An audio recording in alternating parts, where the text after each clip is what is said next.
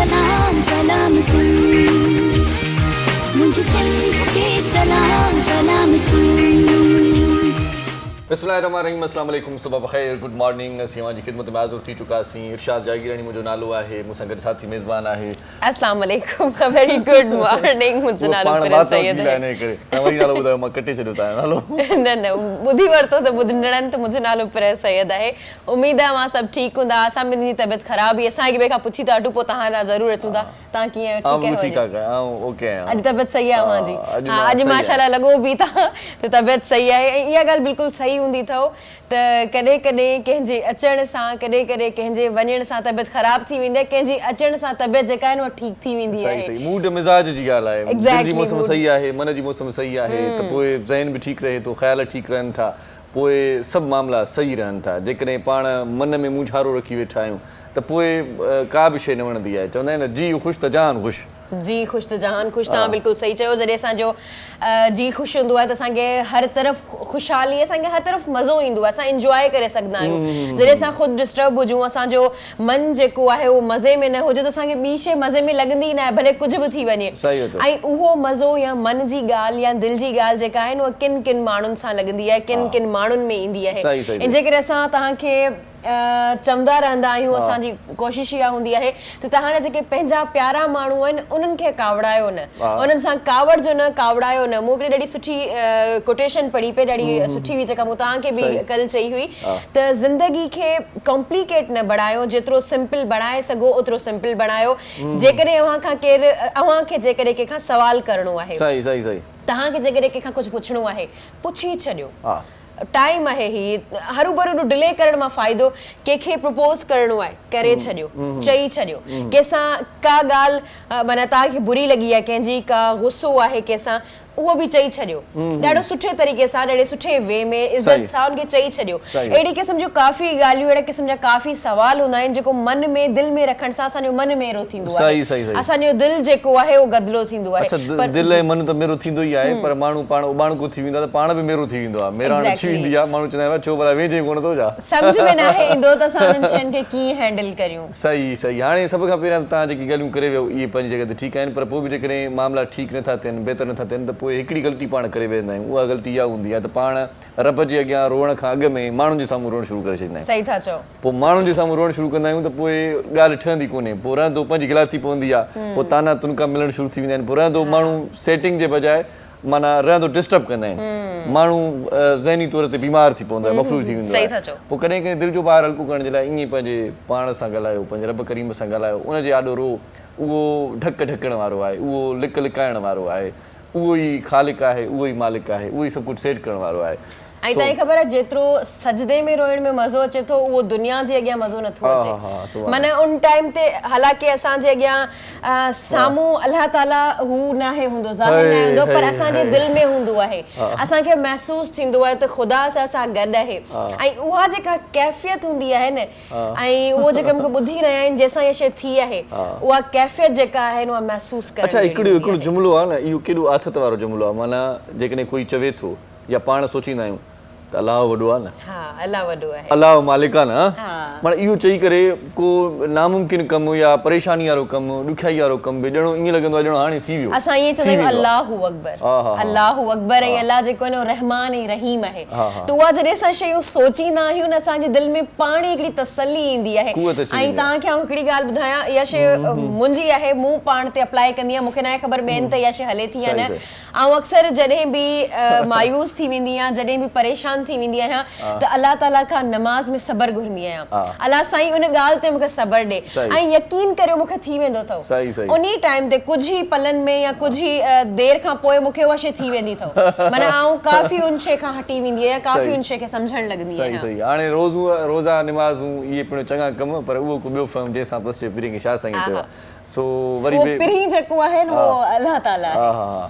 सो पिरी अलाह ताला आहे, पर चवे थो त ॿिया कम बि खोड़ सारा आहिनि जेकी करण वारा आहिनि, पर हाणे गम बि आहे, कम बि आहे, ॿई कम आहिनि। हाणे माण्हू कमु कनि त कीअं कनि? वॾो मसइलो इहो आहे त लोड शेडिंग पाण वटि तमामु घणी आहे, ऐं ॿहिराड़ी वारा इलाइक़ा त बिल्कुलु ई उन्हनि वटि ईअं आहे ॼणो बिजली आई न आहे। मतिलबु हू सोचनि था त बिजली असांजे घर में हूंदी ई जा, कंहिं ईअं हूंदी ई जा, ईअं थो फील थिए बिजली हूंदी ई जा। शहरनि जी हालत इहा आहे त 2 कलाक अचे थी, वरी 6-7 कलाक बंदि आहे, मतिलबु 2 कलाक अचे थी 2 कलाक वञे थी 2 कलाक अचे थी, ईअं हिकिड़ी रूटीन ठही वई आहे। माण्हू ॾाढा अपसेट लॻा पिया आहिनि, छो त न माण्हू पाणी भरे सघनि था, न माण्हू माना सही तरीक़े सां को करार माणे सघनि था, छो त लाइट कोन्हे त निंड बि कोन थी अचे। फत कनि था, तड़पनि था, लुछनि था, पोइ जॉब्स ते वञनि था, पोइ थिए ईअं थो त उते बि मज़ो न आहे माहौल में। सो पाण वरी बि गुज़ारिश कंदासीं पंहिंजे जेके आला अमलदार आहिनि, वस वारा आहिनि, त यार नोटिस वोटिस न वठंदा कयो। जॾहिं वज़ीर आज़म नोटिस वठंदा मामले में रहंदो बिजली वेंदी हाली नोटिस ऐं उन खां अलावा हिकिड़ी ॻाल्हि तव्हां ॾाढी सुठी चई त असां वटि जेके लाइट वञे थी, असां राति जो एतिरो डिस्टर्ब हूंदा आहियूं, चवंदा आहिनि निंड पूरी न आहे हूंदी न मज़ो ई न ईंदो, कंहिं बि शइ में मज़ो न ईंदो, छो जो असांजी अंदरि मज़े में न आहे हूंदो न। असां कम ते ईंदा आहियूं त पोइ हिक ॿिए सां विढ़णु विरचणु, असांजो हिकिड़ो मूड ऑफ हूंदो आहे, पोइ असां बिना वजह माना का ॻाल्हि हूंदी बि न आहे, वजह बि का ॻाल्हि न, वजह बि न आहे हूंदी, पर असां हरू-भरू हिक ॿिए सां विढ़ंदा पिया आहियूं, हरू-भरू हिक ॿिए सां बहस पिया कंदा आहियूं। डायरेक्टर अचण सां जॾहिं बहस कंदो मां सम्झींदो आहियां राति निंड न कई आहे। असांजो हिकिड़ो वरी कैमरामैन DOP आहे जेको साम्हूं हाणे हिन वक़्तु असांजो सजाद, इहो की जेकॾहिं कावड़ियल हूंदा त मूंखे ख़बर पइजी वेंदा त हिनखे नेरनि न कई आहे, न मिली आहे, मानी न मिली या राति जो लाइट न हुई। सो मुख़्तलिफ़ ज़ाविया आहिनि, चहिरे मां बकी पवंदो आहे इंसान, ऐं चहिरे मां ख़बर पइजी वेंदी आहे त मसइलो आहे छा, मामिलो आहे छा। मसइला मामला पंहिंजी जॻह ते, पर कॾहिं कॾहिं की सुठियूं शयूं बि शेयर करणु घुरिजनि। कराचीअ में ॾाढी सुठी हिकिड़ी मां शइ ॾिठी, कल्ह टियों खां वठी दोस्त बि उनजी तारीफ़ कनि पिया त पीपुल्स बस सर्विस जेका शुरू थी आहे उन ते वधी ॻाल्हि आहे सिंध, ख़ासि तौर ते वरी चेयरमैन बिलावल भुट्टो ज़रदारी साहिब खे असीं मुबारकबाद ॾियूं था, ऐं उनखे मतिलबु इहो चऊं गुज़ारिश बि कयूं था त इहा जेका सर्विस आहे इहा यकु बहाल रहे, इन सां का छेड़छाड़ न करणु घुरिजे।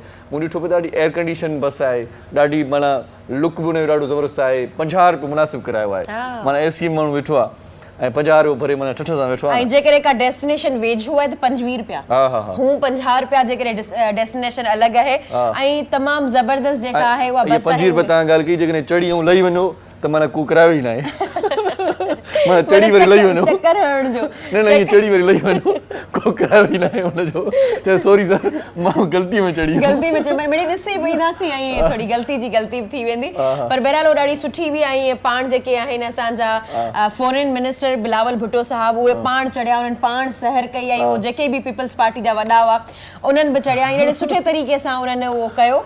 पर इहा ॻाल्हि असां सिर्फ़ु उनखे गवर्नमेंट खे न, पब्लिक खे बि असां चवंदासीं, जेका आम पब्लिक वेंदी, बराए महिरबानी उनखे ख़राब न कजो, उनखे जेको ख़राब करे छॾंदा आहिनि बसनि जो जेको हशर, डायरेक्ट सिंधीअ में ॻाल्हायूं, पाण सफ़ा सोली सिंधी ॻाल्हायूं, सही सिधी तरीक़े सां ॿुधायूं त तव्हांजी पंहिंजी बस आहे, इहा सिर्फ़ु तव्हांजी पंहिंजी आहे, का बि शइ पनी वग़ैरह जेकॾहिं का शइ खाओ था त उते न उछलिजो, इहे पान वग़ैरह उते थुकिजो न, ऐं अहिड़े क़िस्म जी का बि एक्टिविटी न कजो जंहिंसां बस जी कंडीशन ख़राब थी वञे। तव्हांजी पंहिंजी बस आहे, उन मथां हरू-भरू किन खे वरी पेन हूंदी आहे, पोइ वरी पंहिंजा हरू-भरू नंबर लिखंदा आहिनि पिया, ऐं एॾो ख़ूबसूरत हूंदी आहे उहा शेर। अच्छा, नंबर पंहिंजो लिखनि त बि ॾुख न थींदो आहे, नंबर लिखी चवंदा सलमा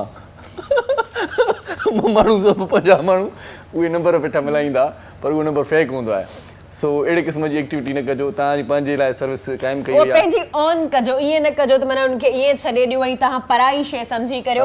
ऐं हिकिड़ी ॻाल्हि तव्हांखे ॿुधायां, जेका शइ सुठी हूंदी आहे न, साफ़ हूंदी आहे, त उन ते दिलि बि न आहे चवंदो त उनखे ख़राब कयो वञे। ऐं जॾहिं असांजी हिते आदत आहे न का शइ खाई करे उछलाए छॾणु गाॾी में, पर इस्लामाबाद जॾहिं वियसि, इस्लामाबाद एॾो ख़ूबसूरत ऐं साफ़ आहे, यकीन कयो मुंहिंजी दिलि न चवे त का बि शइ ॿाहिरि उछलायां, छो जो जॾहिं साफ़ सुथरी शइ हूंदी आहे न, माण्हू जी दिलि न आहे चवंदी, त हिन बस खे बि महिरबानी करे इहो साफ़ सुथरो समझी करे उनखे उछलाइजो न प्लीज़। अच्छा, ॿियो वरी कराची में ट्रांसपोर्ट जो मसलो हूअं ई तमामु घणो हुयो, माना 2 माण्हू तमामु घणा परेशान हुया, चङी चयूं ख़ासि तौर ते रक्षाऊं 10 सीटर ऐं जेकी 5 सीटर आहिनि उन में माण्हू ॾाढा डिस्टर्ब पिया थिया। हाणे जेकॾहिं इहा बस सर्विस शुरू थी आहे त बसि हाणे मूंखे रुॻो ॾुखु इहो आहे, हिकिड़ी ॻाल्हि जो ॾुखु उहो शेयर कयां थो, उहो ॾुखु इहो आहे त इहा बस सर्विस जेको रूट हिन जो ॾिनो वियो आहे उहो रूट सिंधी वसंदी हेॾा काॾे बि न आहे, मतिलबु असांजो बिटाईआबाद थियो, असांजो सचल ॻोठ थियो, सफूरा थियो, इन पासे जेको रिंद ॻोठ आहे, शाहनवाज़ शहर ॻोठ आहे, इन पासे जी जेका पट्टी आहे, इन पासे इन सर्विस खे ज़रूरु बि हुजणु घुरिजे आहे, पर इन ॾिस में को बि उनजो रूट न ठाहियो वियो आहे, जेका इंटाई मूंखे तकलीफ़ मिली इन ॻाल्हि न। पर आउं चवां थी त डिफेंस खां हले, डिफेंस खां हले, हिकिड़ी ज़मज़मा खां हले, जेका कोरंगी वठी अचे पंहिंजे घरनि ताईं जेको आहे उहो असांखे वठी अचे, आराम सां उन में अची वञूं। न, पोइ इहो छो नथा चओ त इहा बस सर्विस पंहिंजे घर खां हिते पंहिंजे ऑफिस ताईं न हले? पाण सभु वर्कर उन में चढ़िया अचूं। हाँ सही, तव्हां सही सम्झो आहे मूंखे बिल्कुलु। मूं इहो ई चवणु चाहियां पई असांजी इहा ई इल्तिजा आहे त महिरबानी करे डिफेंस खां भलायो बसि। अच्छा इहा वरी फरमाइश जेकॾहिं पूरी थी ख़ुदा न ख़ास्ता हुकूमत पूरी करे थी त पोइ हा माना ई कंदी त कोन नी, जेकॾहिं करे थी त पोइ असांजी वरी फरमाइश वधी असां ॻोठ बि ईद ते जेकॾहिं इहे बसूं हलनि त छा सुठो। हैदराबाद खां कराची अच्छा खां ईद ते हैदराबाद ख़बर अथव मुंहिंजो जेके कोच जा जेकी दोस्त आहिनि मैनेजर जेकी इहे कोच सर्विस हलाईंदा आहिनि उन्हनि सां ॻाल्हि ॿोल थी। मूं चयो पिए त ईद ते ॻोठ वञणो आहे, चयूं त 3000 खां 3500 ताईं हिन भेरे सिर्फ़ु ख़ैरपुर ताईं सखर ताईं किरायो आहे कराची खां। हा हिकिड़ो माण्हू जेकॾहिं फैमिली गॾु हूंदी त पोइ सोचियो त 5-8 भाती त घर जा हूंदा आहिनि, माना 20-30 हज़ार तव्हांजो हिकु पासे जो रूट आहे त पोइ माना केॾो ॾुखियो कमु आहे अॼुकल्ह जी महांगाई जे दौर में। सो हुकुमरान खे शलक आहे इन मामले जी ख़बर पए, जिन खे माना ख़बर ई न आहे त बुख कीअं थींदी आहे, जिन ख़बर ई न आहे ॾुख छा हूंदो आहे, जिन ख़बर ई न आहे जेकी एयर कंडीशन रूम्स में वेठा आहिनि गाॾी में वेठा आहिनि उहे गर्मीअ खे सिर्फ़ु शीशे खां ॿाहिरां माना ईअं ॾिसनि था, महसूसु नथा करे सघनि त ॿाहिरि केॾी गर्मी हूंदी, ॿाहिरि माण्हू कीअं ॾुख में मुंहिंजे ख़्याल सां ॾिसी नथा सघनि। गाॾियूं टिंटेड हूंदियूं आहिनि पूरियूं, मज़े सां एसी में डबल कैबिन में वेठल हूंदा आहिनि, एसी हुननि जो एॾो ठंड माना उहो हूंदो यख हूंदो आहे त हुनखे कहिड़ी परवाह, हुनखे कहिड़ी ख़बर। माण्हू जेकी ज़लील थियनि था न उहो अंदाज़ो हुननि खे न आहे। सो हाणे परेशानी इहा आहे त माण्हू पंहिंजे ॻोठ में नथो वञी सघे, एॾी माना महांगाई थी वई आहे जो या त जीअं न पुराणे ज़माने में चवंदा पंधु निकिरी पओ, हाणे माना ईद में न आहिनि 10-12 ॾींहं जा त माण्हू पंधु निकिरी पए, उहा सूरत हाल थी वई आहे। सो बहरहाल अख़बार जुलाई में तव्हांखे इहो ख़बर हूंदी त जुलाई में वरी वधाइनि पिया पेट्रोल। हा हा चवनि था वरी 40-50 रुपया वधंदो, 300 खे धको हणंदो पेट्रोल जी। अच्छा अॼु अख़बार छा थी चए, अख़बार ते हलूं था असां। जेकॾहिं अव्हांजे हथ में जीजल अख़बार मौजूदु न आहे त तव्हां वेबसाइट ते वञी करे पढ़ी सघो था www.dailygeejal.com। ऐं हुन खां अलावा अव्हांखे रोज़ जीअं ॾींहुं तव्हांखे ॿुधाईंदा आहियूं त ॾींहुं कहिड़ो आहे। अरबा जो ॾींहुं आहे 29 जून 2022 आहे। ऐं जेकॾहिं इस्लामिक डेट ॿुधायां त 29 ज़ुल्क़दर सेम असांजी डेट जेका आहे उहा हली रही आहे। ऐं असां जेकॾहिं पहिरीं ई हेडलाइन जी तरफ़ वञूं जेका अव्हां ॻाल्हि कई बिजली जी, उहा ई ॻाल्हि हले पई त कराची में बिजली बंदिश ख़िलाफ़ एहतजाज, माड़ीपुर में पथराव ऐं फायरिंग, पुलिस सां चक्रियूं, हिकु ॼणो मारिजी वियो। ऐं इहा तमामु मतिलबु हिकिड़ो प्रोटेस्ट करण जो जेको आहे न उहो हक़ सभिनी खे आहे, पर उते जेको मार थी आहे न पुलिस जी जेका अचणु ऐं जेके गैसिस छॾणु उहा थोरी अजीब ॻाल्हि हुई। बहरहाल उनखां पोइ जेकॾहिं असां वञूं त IMF 2 क़िस्तूं गॾु ॾींदो, मुल्क डिफॉल्ट थियण वारे ख़तरे मां निकिरी चुको आहे। मुफ्ता इस्माइल साहब चयो अलाह करे ईअं थिए पाकिस्तान इन्हनि सभिनी बलाउनि खां बची वञे, आमीन। आसिफ अली ज़रदारी ऐं शरीफ़ ख़ानदान पंहिंजी अधु दौलत खणी अचनि त पाकिस्तान बहरान मां निकिरी वेंदो, इमरान ख़ान साहब जो चवणु आहे इहो। ऐं उनखां अलावा लाड़काणू अवामी इतिहाद चूंड नतीजा रद्द करे छॾिया, धांधली जो इल्ज़ाम, इलेक्शन कमीशन जी ऑफिस अॻियां सवें माण्हुनि जो धरणो। वाह वाह वाह। हाणे मां शोबिस जूं ख़बरूं जेकॾहिं ॿुधायां तव्हांखे त सभ खां पहिरियां लिखियलु आहे त आलिया भट्ट ॻोरहारी हुजण जो ऐलान करे छॾियो, ससु नीतू कपूर हैरान। अलाए छो हैरान थी, इहा ख़बर न आहे। रणबीर कपूर सां शादीअ जे 2 महीननि खां पोइ आलिया भट्ट माउ थियण जी ख़ुशख़बरी ॿुधाई ऐं गंगूबाई फेम आलिया अल्ट्रासाउंड जी तस्वीर बि शेयर करे छॾी, मदाह जूं मुबारकूं। इन खां सवाइ वसीम अकरम साहिबु चए थो क्रिकेट जी ख़बर ते थोरी नज़र विझूं, वरी तव्हांखे शोबे जी ॿी ख़बर बि अहिड़ी ज़बरदस्त चटपटी ॿुधाईंदुसि। वसीम अकरम चवे थो त सशमिता सीन सां दोस्तीअ बाबति वज़ाहत उन ॾेई छॾी आहे ऐं सशमिता सां शादीअ जो इरादो न हो, असां सुठा दोस्त हुआसीं, अॼु बि आहियूं, वधीक ॿियो कुझु बि न आहे। इहो वसीम अकरम साहिब जो चवणु आहे। ऐं ॿी ख़बर तव्हांखे ॿुधायां त आमिर ख़ान अमिताभ बच्चन खे अनोखो सरप्राइज़ ॾेई छॾियो, मदाह हैरान ऐं परेशान। आमिर ख़ान अमिताभ बच्चन खे अनोखो सरप्राइज़ ॾेई छॾियो। हाणे तव्हां सरप्राइज़ ॿुधंदो त तव्हां वरी खिलंदो त इहो बि को सरप्राइज़ आहे भला। सरप्राइज़ इहो त अमिताभ बच्चन हैदराबाद में पंहिंजी नई फिल्म जी शूटिंग में मसरूफ़ हो, मिस्टर परफेक्ट उतां गुज़री रहियो, रस्ते ते संसि नज़र अमिताभ जी कार ते पई। आमिर अमिताभ जी कार जे शीशे खे खड़कायो, बिग बी ॾिसी हैरान, ॿिन्ही मुलाक़ात कई। हाणे इहो बि सरप्राइज़ आहे। असां जेकॾहिं हिते पाण जेकॾहिं पंहिंजी सिंधी जेकॾहिं शोबिस ते ॻाल्हायूं, पाण जेकॾहिं कंहिं बि पंहिंजे दोस्त सां मिलूं आहे, ईअं मां दर खड़कायां, पोइ वरी ॿिए दोस्त खे चयां यार वांदो कल्ह आयो मूं ॾे मिलणु, वञे पियो रस्ते ते, हेॾे वॾी ख़बर माण्हू छपी आहे। ॿियनि अख़बारुनि में न वधीक ख़बर लीड छपियल हूंदी, त हाणे इहो वॾो सरप्राइज़ आहे अमिताभ जे लाइ, आमिर ख़ान साहिब जो, त हुन शीशो खड़कायो ऐं उनखां पोइ वरी अमिताभ हुनखे ॾिठो, हैरान थी वियो, यार आमिर तूं हिते, वाह वाह, वरी पाण में ॿई मिलिया। इहा अख़बार ख़बर छपी आहे। माना केॾो वॾो सरप्राइज़ आहे, मां त हैरान रहिजी वियुसि। मूं चयो त कोई शायदि गिफ्ट विफ्ट हूंदो या का फिल्म जे बारे में का डिस्कशन हूंदी, पर ई वॾो एॾो वॾो सरप्राइज़, मां हैरान थी वियो।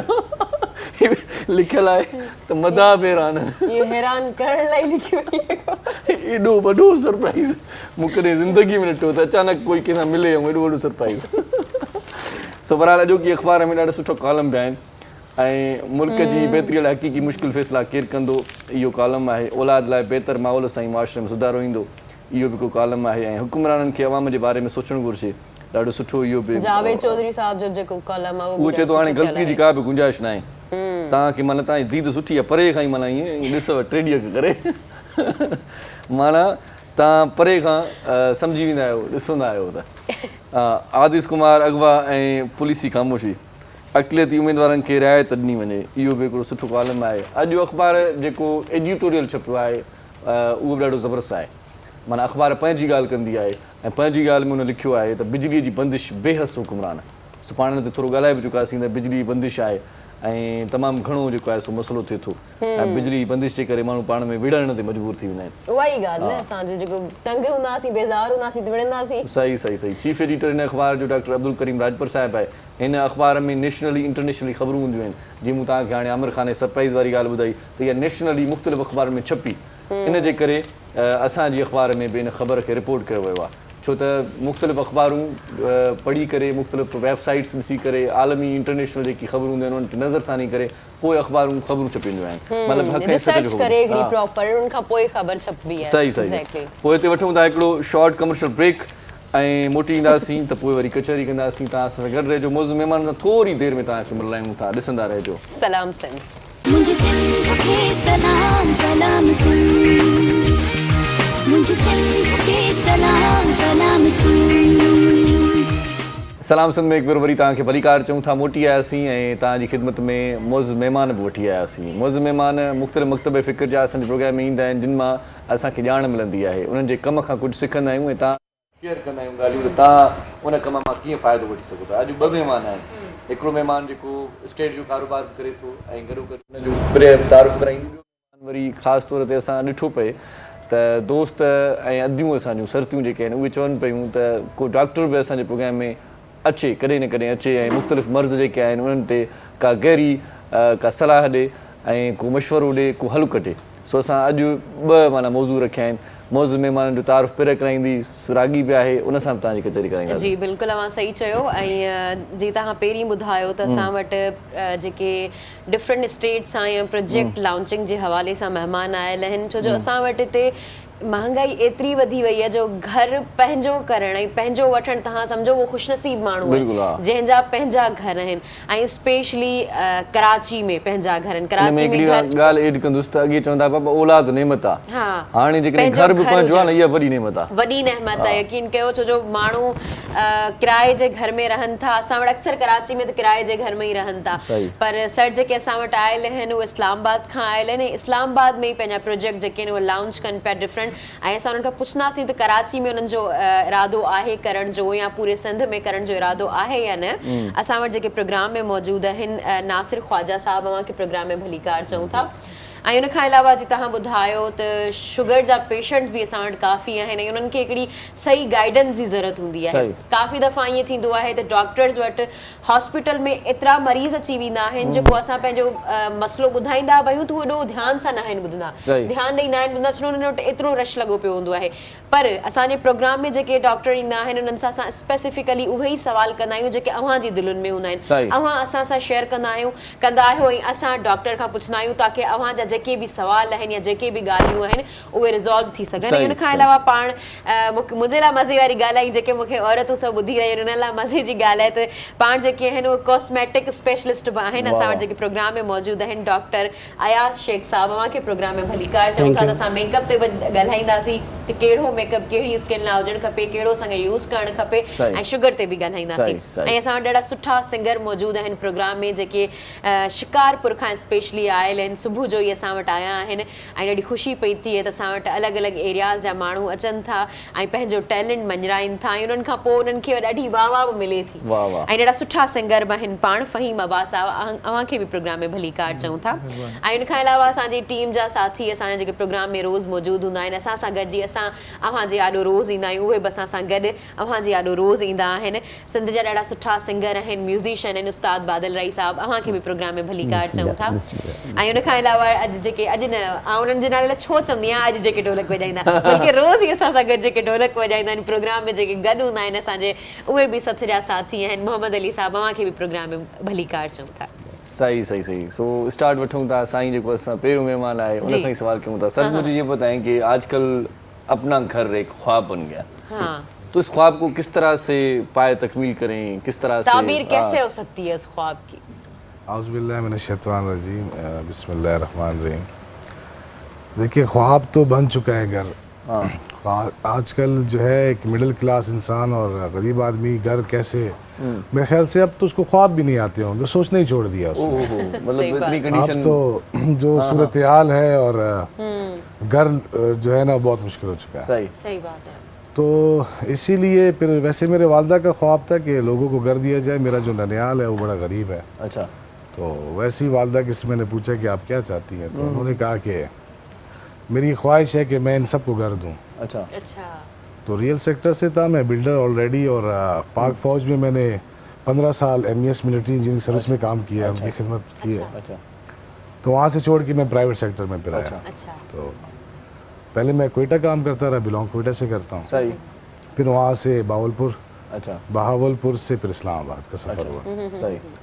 और वहाँ से सफ़र हो के अब आपके पास जब आप बता देंगे तो आपसे ये भी जरूर पूछेंगे कि गवर्नमेंट और प्राइवेट सेक्टर में काम जी, करने जी, का जी, एक्सपीरियंस जी। कैसा रहा? जी, हाँ, जी, जी। पहले आप भले कंप्लीट कर दें। तो अभी इस वक्त जो हम एवरग्रीन सिटी के नाम से मैं लॉन्च करना चाह रहा हूँ पूरे पाकिस्तान के अंदर। अच्छा। और इस्लामाबाद से स्टार्ट ले रहा हूँ। जबरदस्त। और मेंबरशिप फॉर्म जो है वो मैं अब देना चाह रहा हूँ। और एवरग्रीन का जो मेंबर होगा वो एक NIC पे एक मेंबर होगा। अच्छा। और 5000 उस मेंबरशिप की फ़ीस होगी। अच्छा। और उस मेंबरशिप में कराची वालों के लिए मैं ये लेकर आया हूँ कि कराची में काफ़ी सारे लोग जो इस्लामाबाद में रहते हैं और इस्लामाबाद से यहाँ पे काफ़ी इन्वेस्टमेंट लोग करते हैं, वहाँ से जो यहाँ पर आए हुए हैं लोग, उनके लिए कि 5000 रुपये में अगर वो फॉर्म लेता है, एवरग्रीन का मेंबर बनता है, और हम हर मंथ फिर बैलेटिंग करेंगे। अच्छा। बैलेटिंग में 2000 मेरा पहले इरादा था कि 1000 मेंबर में बनाऊंगा, लेकिन यहाँ पर अब डिमांड इतनी ज़्यादा है, कराची इतना बड़ा है। और जब मैंने उसको स्ट्रेटजी लोगों को बताई, तो जहाँ मैं रह रहा हूँ ऑलरेडी जिम खाना में, वहाँ पर ऑलरेडी स्टाफ है 700 स्टाफ है वहाँ पर। अच्छा। 700। तो उन्होंने कहा कि सर ये तो बहुत कम है, ये हमें दे दें आप। तो अब मेंबरशिप जब वो अब मेंबर बन जाएगा और हम बैलेटिंग करेंगे महीने में, उसमें एक बैलेटिंग में एक फॉर्म निकलेगा हर महीने। अच्छा। और उसमें जो घर होगा वो फ्री ऑफ कॉस्ट कंपनी देगी। अच्छा। जिसका भी निकलेगा। अच्छा। 5000 सिर्फ 5000 जो खुश नसीब हुआ उसका निकलेगा, नंबर 1। और जो फॉर्म रह जाएंगे, और अगर वो चाहेगा कंपनी से, तो कंपनी 50% डिस्काउंट देगी उस मेंबर को, जो मेंबरशिप जिसके पास होगी एवरग्रीन की। अच्छा। एक NIC पे एक मेंबर होगा। अच्छा। हाँ, और जो है ना वो उसको फिर हम डिस्काउंट भी देंगे और कंपनी उससे वापस परचेज भी कर सकती है। ये नहीं होगा कि अक्सर रियल एस्टेट में होता है, आपने देखा होगा कि लोग जो हैं वो इंस्टॉलमेंट बेचारे पे करते हैं और बुकिंग भी करते हैं, और 5 साल गुजर जाते हैं, 10 साल गुजर जाते हैं। वो बेचारा वो कागज़ लेके, वो गरीब आदमी, सही से कब्जा नहीं मिल रहा। सही जिसने वो रोज़े रखे, 5 हाँ। साल 12 महीने रोज़े रखना कोई मजाक नहीं है। और अपने एहसास, अपनी फीलिंग्स के साथ वो बंदों के साथ लोग जो खेल रहे हैं रियल एस्टेट सेक्टर के अंदर, उसको नहीं पता मेरा प्लॉट का है और जो डॉक्यूमेंट्स उसके हाथ में है। मेरे इस्लामाबाद में एक चैनल चलता है, मेरा K2 है, कौन सा, उस पर भी मैंने कहा, उस पर भी कहा, मेट्रो पे भी मेरी बात हुई तो उधर उस पर, कि जो एंड यूज़र है बेचारा, उसको ये नहीं पता कि मैं क्या परचेज कर रहा हूँ। सही बात है। ठीक है, वो परचेज क्या कर रहा है, उसकी जो टर्म एंड कंडीशंस जो एक कागज़ के पीछे कंपनी लिख देती हैं, उस बेचारे को क्या पता उस इंग्लिश में क्या लिखा हुआ है। तो उसको पढ़ता, वो पढ़े नहीं तो पढ़ा तो ले किसी से कि यार मैं ले क्या रहा हूँ। सिर्फ यही पढ़ते हैं कि बुकिंग भाई 1 लाख से, वो कहते हैं कि भाई बड़ा सस्ता है। ठीक है, तो बड़ा सस्ता है। ठीक है, तो वो बेचारे फिर घूमते रहते हैं कागज लेके, उनको पोजीशन नहीं मिलता, उनको नहीं पता उनका प्लॉट कहाँ है, सही। उनको नहीं पता उनका घर कहाँ है, जिसके लिए उसने रोजे रखे 12 महीने, जिसने पता नहीं क्या सोच कर, क्या ख्वाब हो गए उसके, क्या फीलिंग्स होगी उसकी। तो ठीक है, तो लोग रियल सेक्टर में जो है ना, यकीन करें कि मार दिया है, एक तो महंगाई ने मार दिया। चलें इस पे मज़ीद बात करते हैं। डॉक्टर साहब असांखे, डॉक्टर साहब अॻे ॿुधंदा हुआसीं त 40 साल खां जेको वॾो हूंदो हुयो, मथे थींदो त पोइ शुगर हुनखे वठी वठंदी हुई। हाणे त नौजवाननि में बि शुगर आहे, छा सबबु कारण कहिड़ा आहिनि? ॾिसो जागरण साहब, शुगर जो न अॻे चवंदा अॼु तव्हां चओ था त 40 सालनि खां बाद में माना वठंदी हुई, हाणे त 1 साल जे ॿार खे बि माना शुगर आहे सही ठीकु आहे न। ॾिसो शुगर जा मतिलबु वैसे त खोड़ सारे क़िस्म आहिनि, पर हिकु टाइप 1 ऐं टाइप 2 सही ठीकु आहे न। जेके टाइप 1 कैटेगरी आहे न, उन जे अंदरि माना 1 साल खां वेंदे करे 30 इयर्स ताईं जेके बि माण्हू मतिलबु एडोलिसेंस जा ॿार आहिनि न, उनखे माना शुगर थी सघे थो। उन जा सबबु माना जेको आहे न ऑटो इम्यून डिसऑर्डर्स हूंदा आहिनि, जेनेटिकल प्रॉब्लम्स हूंदा आहिनि, कोई वायरस जो न उन जेके असांजो लबो इंसुलिन ठाहींदो आहे त उहो माना डैमेज थी वेंदो आहे या डिस्ट्रॉय थी वेंदो आहे कंहिं सबब जे करे। उनजो सबबु अञा ताईं ख़बर न आहे त कॾहिं कॾहिं छो माना बीटा सेल्स जेके हूंदा आहिनि डिस्ट्रॉय थी वेंदा आहिनि। बाक़ी रहियो टाइप 2, उन में 30 सालनि खां वधी करे 40 साल 50-60 साल जेके बि आहिनि उहे टाइप 2 पेशेंट्स आहिनि। उन जो जेके सबब आहिनि उहे माना जेको हिकु त मोटापो आहे, ओबेसिटी आहे, लाइफ स्टाइल आहे, जंक फूड कल्चर आहे ठीकु आहे न, माना खाई पी करे सुम्ही पवणु, कोई एक्सरसाइज़ वग़ैरह न आहे, त इन जे करे माना जेको आहे न भई हीअ सिंधीअ में जेके असां मिठा पेशाब चऊं था पिया ठीकु आहे न। त टाइप 2 अॼुकल्ह दुनिया में 90 to 95% जेके पेशेंट्स आहिनि उहे टाइप 2 डायबिटीज़ जा आहिनि। बाक़ी मतलब 5 to 10% जेके आहिनि उहे टाइप 1 जा जेके आहिनि। जेके टाइप 1 में इंसुलिन जेको आहे न लबो माना ठाहींदो ई न आहे, त इन करे असांखे सिंथेटिक इंसुलिन जेके असां चवंदा आहियूं 12 इंसुलिन लॻाईंदा आहियूं ठीकु आहे न, छो जो उनजो सर्वाइवल माना बग़ैर इंसुलिन जे थी नथो सघे। सही सही ऐं ॾिसंदो आहियां पंहिंजो इहो सामान त सॼी किट पई हूंदी आहे, पंहिंजो पाण खे सुई हणंदा आहिनि, वॾो अज़ाब आहे इहो पंहिंजे घर जेनेटिकली उहो हूंदो आहे। हा, उहो टाइप 1 जेको हूंदो आहे न, उन में बीटा सेल्स जेके हूंदा आहिनि तव्हांजा माना जेको बीटा सेल्स एक्चुअली लबे जे अंदरि हूंदा आहिनि जेके इंसुलिन ठाहींदा आहिनि। असां जेको कुझु बि खाईंदा आहियूं, हा पेनक्रियास, असां जेको कुझु बि खाईंदा आहियूं सभु शइ ग्लूकोज में कन्वर्ट थी वेंदो आहे ठीकु आहे न। त पोइ जॾहिं असां खाईंदासीं त माना हुनखे बीटा सेल्स खे सिग्नल्स ईंदा आहिनि त भई तव्हां इंसुलिन ठाहियो, त जीअं असांजी माना पेरिफेरल अपटेक जेकी आहे न माना मसल्स में या टिश्यूज़ जिते बि हाणे हूंदी न इंसुलिन त काॾां जेको आहे न उन वेंदी। पोइ इन करे असां उहा माना सिंथेटिक इंसुलिन ॿाहिरां लॻाईंदा आहियूं। पर जेके टाइप 2 आहे उन में इंसुलिन ठहंदी आहे, पर माना थोरी घटि बि चई सघूं था एब्सोल्यूट या रिलेटिव डेफिशिएंसी ठीकु आहे न। पर उन जी जेकी सप्लाई हूंदी आहे न माना उहा प्रॉपर माना रेजिस्टेंस जे करे पुॼी न सघंदी आहे। इन करे हाणे जेको मोटो माण्हू आहे एक्सरसाइज़ ई न आहे ठीकु आहे न। सेंट्रल ओबेसिटी जेका हूंदी आहे न मेन कारण हूंदो आहे टाइप 2 डायबिटीज़ जे हवाले सां। टाइप 1 3 उहो त 4-5 टाइप, जो टाइप 1 आहे, टाइप 2 आहे, 3rd आहे गेस्टेशनल डायबिटीज़ जेका असांजी फीमेल्स में सिंधीअ में असां चऊं वियम जे दौरान ठीकु आहे, या प्रेगनेंसी में जेका थींदी आहे उनखे असां गेस्टेशनल चवंदा आहियूं। उहा माना उहा बि जो उहो टाइप 2 बि थी सघे थी ऐं जेनेटिकली माना जेको आहे न टाइप 1 में बि माना थी सघे थी पई। हाणे उनजी जे टाइप 2 वारी जेकी थी सघे थो फैमिली हिस्ट्री हुजे उनजी ठीकु आहे न, माना ओबेसिटी हुजे त उनजे करे रेजिस्टेंस प्रॉब्लम थिए थो पियो, त उनजे उहा ख़तम बि थी सघे थी। हिकिड़ा त हूंदा न ख़तम बि थी सघे थी, पर कुझु अक्से खां बाद में परमानेंट बि थी सघे थी, वरी बि थी सघे थी। अच्छा, वरी मूंखे हिकिड़ी ॻाल्हि ॿी ॿुधायो त तव्हां जीअं ॻाल्हि कई त इहे टाइप 1 आहे, टाइप 2 आहे, टाइप 3 आहे, पर के माण्हू चवनि था त शुगर थियण खां पोइ माण्हू माना अधु मोह थो थी वञे, माना शुगर बीमारी जी जड़ आहे, पोइ नज़र बि कमज़ोर थिए थी, पोइ माण्हू पाण बि हर क़िस्म जूं बीमारियूं अची माना अटैक कनि थियूं शुगर थियण खां पोइ। इहो छा सही आहे? शुगर एक्चुअली माना ईअं सम्झो त मदर दावत ॾियण ॿियनि बीमारियुनि, मदर ऑफ मैनी डिज़ीज़, इलाही बीमारियुनि जी मां तव्हां चई था सघो जेकॾहिं कंट्रोल में न। अधु इलाही खोड़ सारा पेशेंट्स आहिनि जेके 60-70 साल 80 सालनि ताईं बि माना असांजा स्पोर्ट्समैन आहिनि खोड़ सारा, उहे टाइप 1 डायबिटिक पेशेंट्स आहिनि, एक्ट्रेसिस आहिनि, उहे माना टाइप 1 डायबिटिक पेशेंट आहिनि, इंसुलिन लॻाइनि था पिया, कंहिंखे ख़बर ई न हूंदी आहे। त माना वसीम अकरम साहिबु ॾिसो कि ठीकु आहे न, माना मोर देन 60 इयर्स माना टाइप 1 डायबिटिक आहे, पर कंहिंखे ख़बर ई न हूंदी आहे त हिनखे डायबिटीज। छो जो जेकॾहिं एक्सरसाइज़ कयो था पिया ऐं माना डाइट कंट्रोल कयो था तव्हां पंहिंजो, त माना सुठी ज़िंदगी, बल्कि माना हिकिड़े जेको नॉन डायबिटिक आहे न उन खां बि सुठी हिकु डायबिटिक ज़िंदगी गुज़ारे सघे थो। इलाही माण्हू चवंदा आहिनि त भई मां इंसुलिन जी तव्हांखे ॿुधायां, इलाही माण्हुनि जे ज़हन में इहो हूंदो आहे त इंसुलिन आख़िरी स्टेज आहे।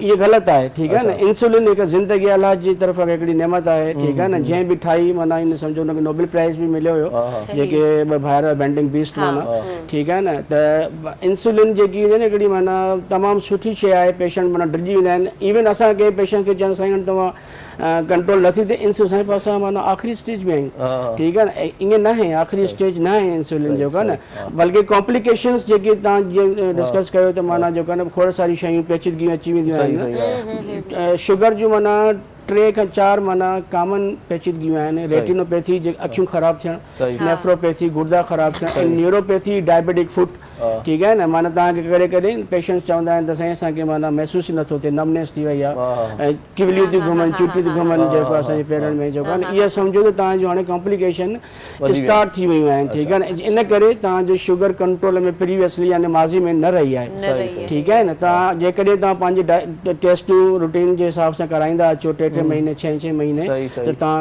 इन्हनि कॉम्प्लिकेशंस खां बची सघो था सही भला शुगर जे लाइ जी तव्हां पुछो सर पेनक्रियास में अगर कैंसर थी वञे त पोइ छा थी सघे थो मतलब जेकॾहिं असां हा पेनक्रियास में जेकॾहिं लबलबे में कैंसर जेकॾहिं पार्शली बि सेफ आहे न त पार्शली बि माना जेको आहे न तव्हांखे उहो बीटा सेस इंसुलिन ॾींदो ठीकु आहे जेकॾहिं टोटली रिमूव था कयो तव्हां कैंसर जे करे माना ख़तमु थी सॼो पार्ट माना ख़तमु थी वियो न त हा पेनक्रियास सॼो ख़तमु थी कैंसर थी वियो कुझु कॾहिं कॾहिं न जे पेनक्रियास जा बि माना 3-4 पार्ट्स हूंदा आहिनि टेल आहे शॉफ्ट आहे ठीकु आहे न त कॾहिं कंहिं बि हिसे में थी वियो हिकिड़ो अञा इंटेक्ट आहे बचियल आहे ठीकु आहे न ॿियो रिमूव करे छॾींदो सर्जन हिकिड़ो बचंदो न उहो बि तव्हांखे इंसुलिन माना ॾींदो जेकॾहिं टोटली नथो ॾे इंसुलिन त पोइ तव्हांखे माना अच्छा पूरे पेनक्रियास में कैंसर नथो थी सघे ज़रूरी न आहे सही अच्छा माने कंहिं हिकिड़े पार्ट में थी सघे थो जंहिंमें असां करे सघूं था हाणे वाला म्यूजिक जो इंसुलिन वठूं वाला भले साईं वठो छा ख़्याल आहे माना सभिनी खां सुठी इंसुलिन सही था चओ वाह वाला फहीम छा ॿुधाईंदे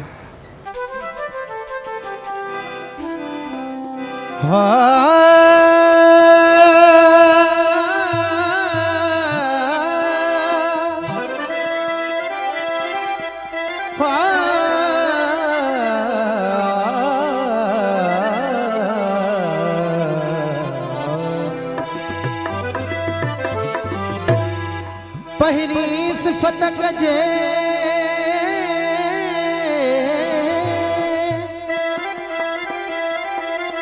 हो पहिरी सिफत कजे अल्लाह जी हो जे जोड़ियो ही त जहान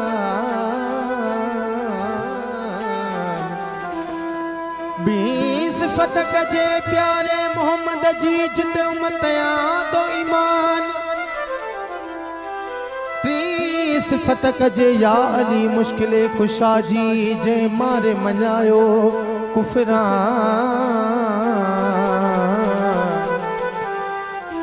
चौथी सिफत कजे इमाम हुसैन जी जैनान ते कयो सिर कुर्बान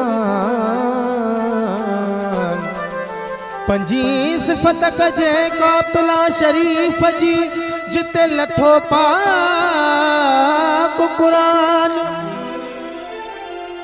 हाणे जतोई पढ़ सुभान त सची ज़ात या सैयद जी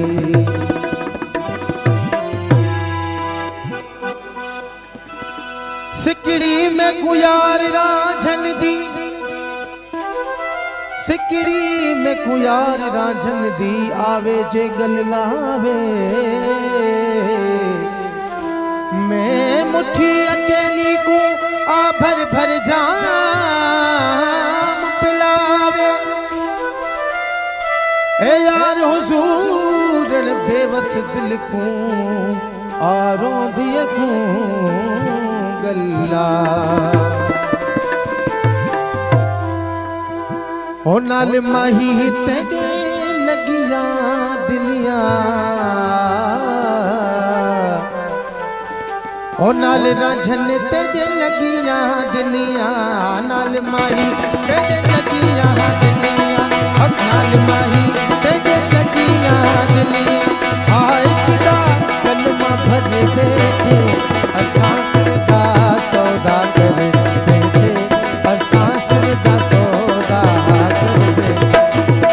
नाल माही तेरे लगिया दिलिया नाल रांझन नाल माही तेरे लगिया दिलिया आ इश्क दा कलमा भरे बैठे असां सिर दा सौदा कर बैठे असां सिर दा सौदा कर बैठे सिर दा सौदा कर बैठे असां इश्क दा कलमा भर बैठे सिर दा सौदा कर बैठे असां इश्क दा कलमा भर बैठे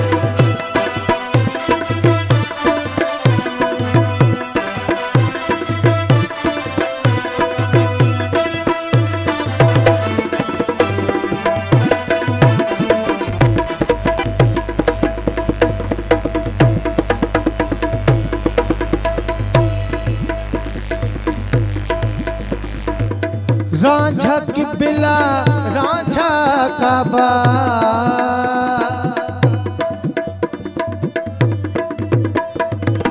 रांझा काबा रांझा की बिला है मालिक मेरा मंझिया वाला है मालिक मेरा मंझिया वाला क्या करे सी दोज़ख मैनू क्या करे सी दोज़ख मैनू असा यार ते तवक्कल कर बैठे असा इश्क दा कलमा भर बैठे असा इश्क दा कलमा भर बैठे आ नाल माही तेरे लगियां दिलियां लाल माही नाल रांझन तेरे लगियां दिली आ इश्क दा कलमा भर बैठे असा सिर दा सौदा कर बैठे असा सिर दा सौदा कर बैठे इश्क दा कलमा भर बैठे असा सिर दा सौदा कर बैठे सिर दा सौदा कर बैठे असा इश्क दा कलमा भर बैठे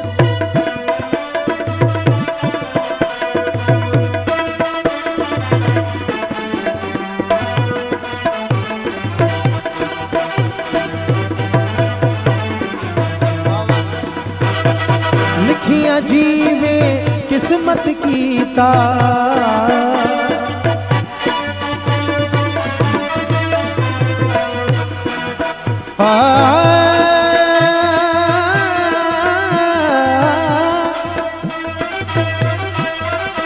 हो लिखियां जीवे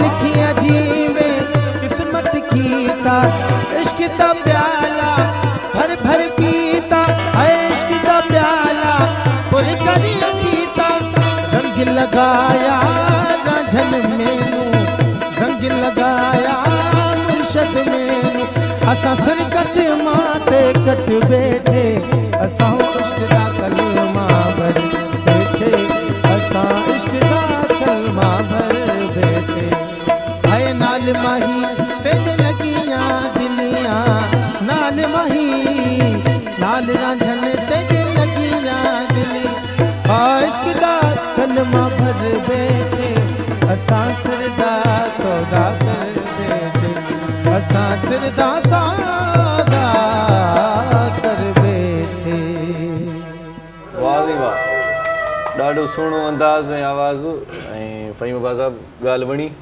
नाल माही लेॾे लॻियां दिलियां इश्क दा कलमा भर बैठे असां सिर दा सौदा कर बैठे मूंखे वरी पंहिंजो बि हिकिड़ो शेर यादि अचे थो ब्रेक वठूं था उन शेर ते पढ़ी कलमो मोहबत जो कयो थम पाक हिन दिलि खे पढ़ी कलमो मोहबत जो कयो थम पाक हिन दिलि खे तूं हाणे प्यार मोकिलजां मुंहिंजी रोलाक हिन दिलि खे वाह वाह शार्ट कमर्शियल ब्रेक वठूं था ॾिसंदा रहिजो सलाम सिंध मुझे सिंध के सलाम सलाम सिंध मुझे सिंध के सलाम सलाम सिंध सलाम सिंध में हिकु भेरो वरी तव्हांखे भलीकार चऊं था अॼु ॾाढो कम जो प्रोग्राम आहे उन्हनि माण्हुनि जे लाइ जेकी बेघर आहिनि जेकी चाहिनि था जिन जो सुपिनो आहे जेकी ख़्वाब पंहिंजे अखियुनि में उणे वेठा आहिनि त हिकिड़ो घरु असांजो बि हूंदो जंहिंमें असांजी फैमिली हूंदी ऐं सुखिया सताबा हूंदासीं ख़ुशहाल ज़िंदगी गुज़रंदी उन्हनि जे लाइ ॾाढो सुठो प्रोग्राम ऐं आहे उन्हनि जी ख़्वाबनि जी ताबीर थियण वारी आहे सही। ऐं ॾाढो सुठा प्रोजेक्ट्स आहिनि ऐं ॾाढे घटि पैसनि में पहिरीं त इस्लामाबाद में उन्हनि जी प्रोजेक्ट आहे सही। ऐं हाणे उहे चवनि था त पूरे पाकिस्तान में असांजे लाइ सभिनी लाइ ख़ुशी जी ॻाल्हि आहे स्पेशली कराची वारनि लाइ छो जो कराची में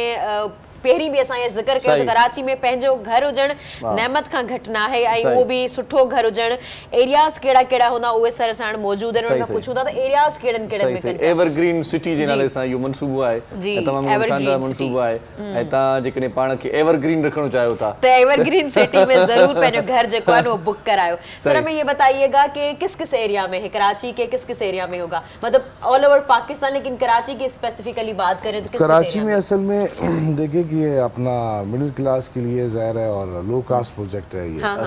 और एवरग्रीन जो है वो ए क्लास का भी है और मिडिल क्लास का भी है। एवरग्रीन जो है वो हर क्लास को जो है ना वो कोशिश करता है, लेकिन जो मेरी जो मेहनत है और कोशिश है, और मैं जो हूँ ना कि मिडिल क्लास को जिनके पास घर नहीं है, जिनके पास ऑलरेडी घर है, उनके लिए क्या करना। सही बात है, ठीक है ना।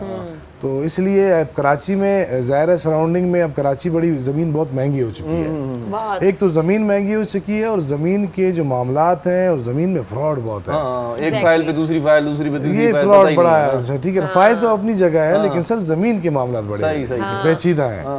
तो ज़मीन आप ले लेते हैं और जब ज़मीन की हम पेमेंट भी कर देते हैं तो एक भाई पैसे ले लेता है, दूसरा भाई कहता है वो केस कर देता है, कहता है जी मैं तो नहीं बेचता, सही बात है, मैं भी हिस्सेदार हूँ, मैं भी हिस्सेदार हूँ। ज़मीन के मामलात में मुश्किलात हैं, मैंने बहुत सारी चीज़ें फेस कर रहा हूँ, ऑलरेडी कर भी रहा हूँ, किए भी हैं, आगे भी करूँगा, मुझे पता है। पर हिम्मत मैंने ना आ रही है ना हारूंगा।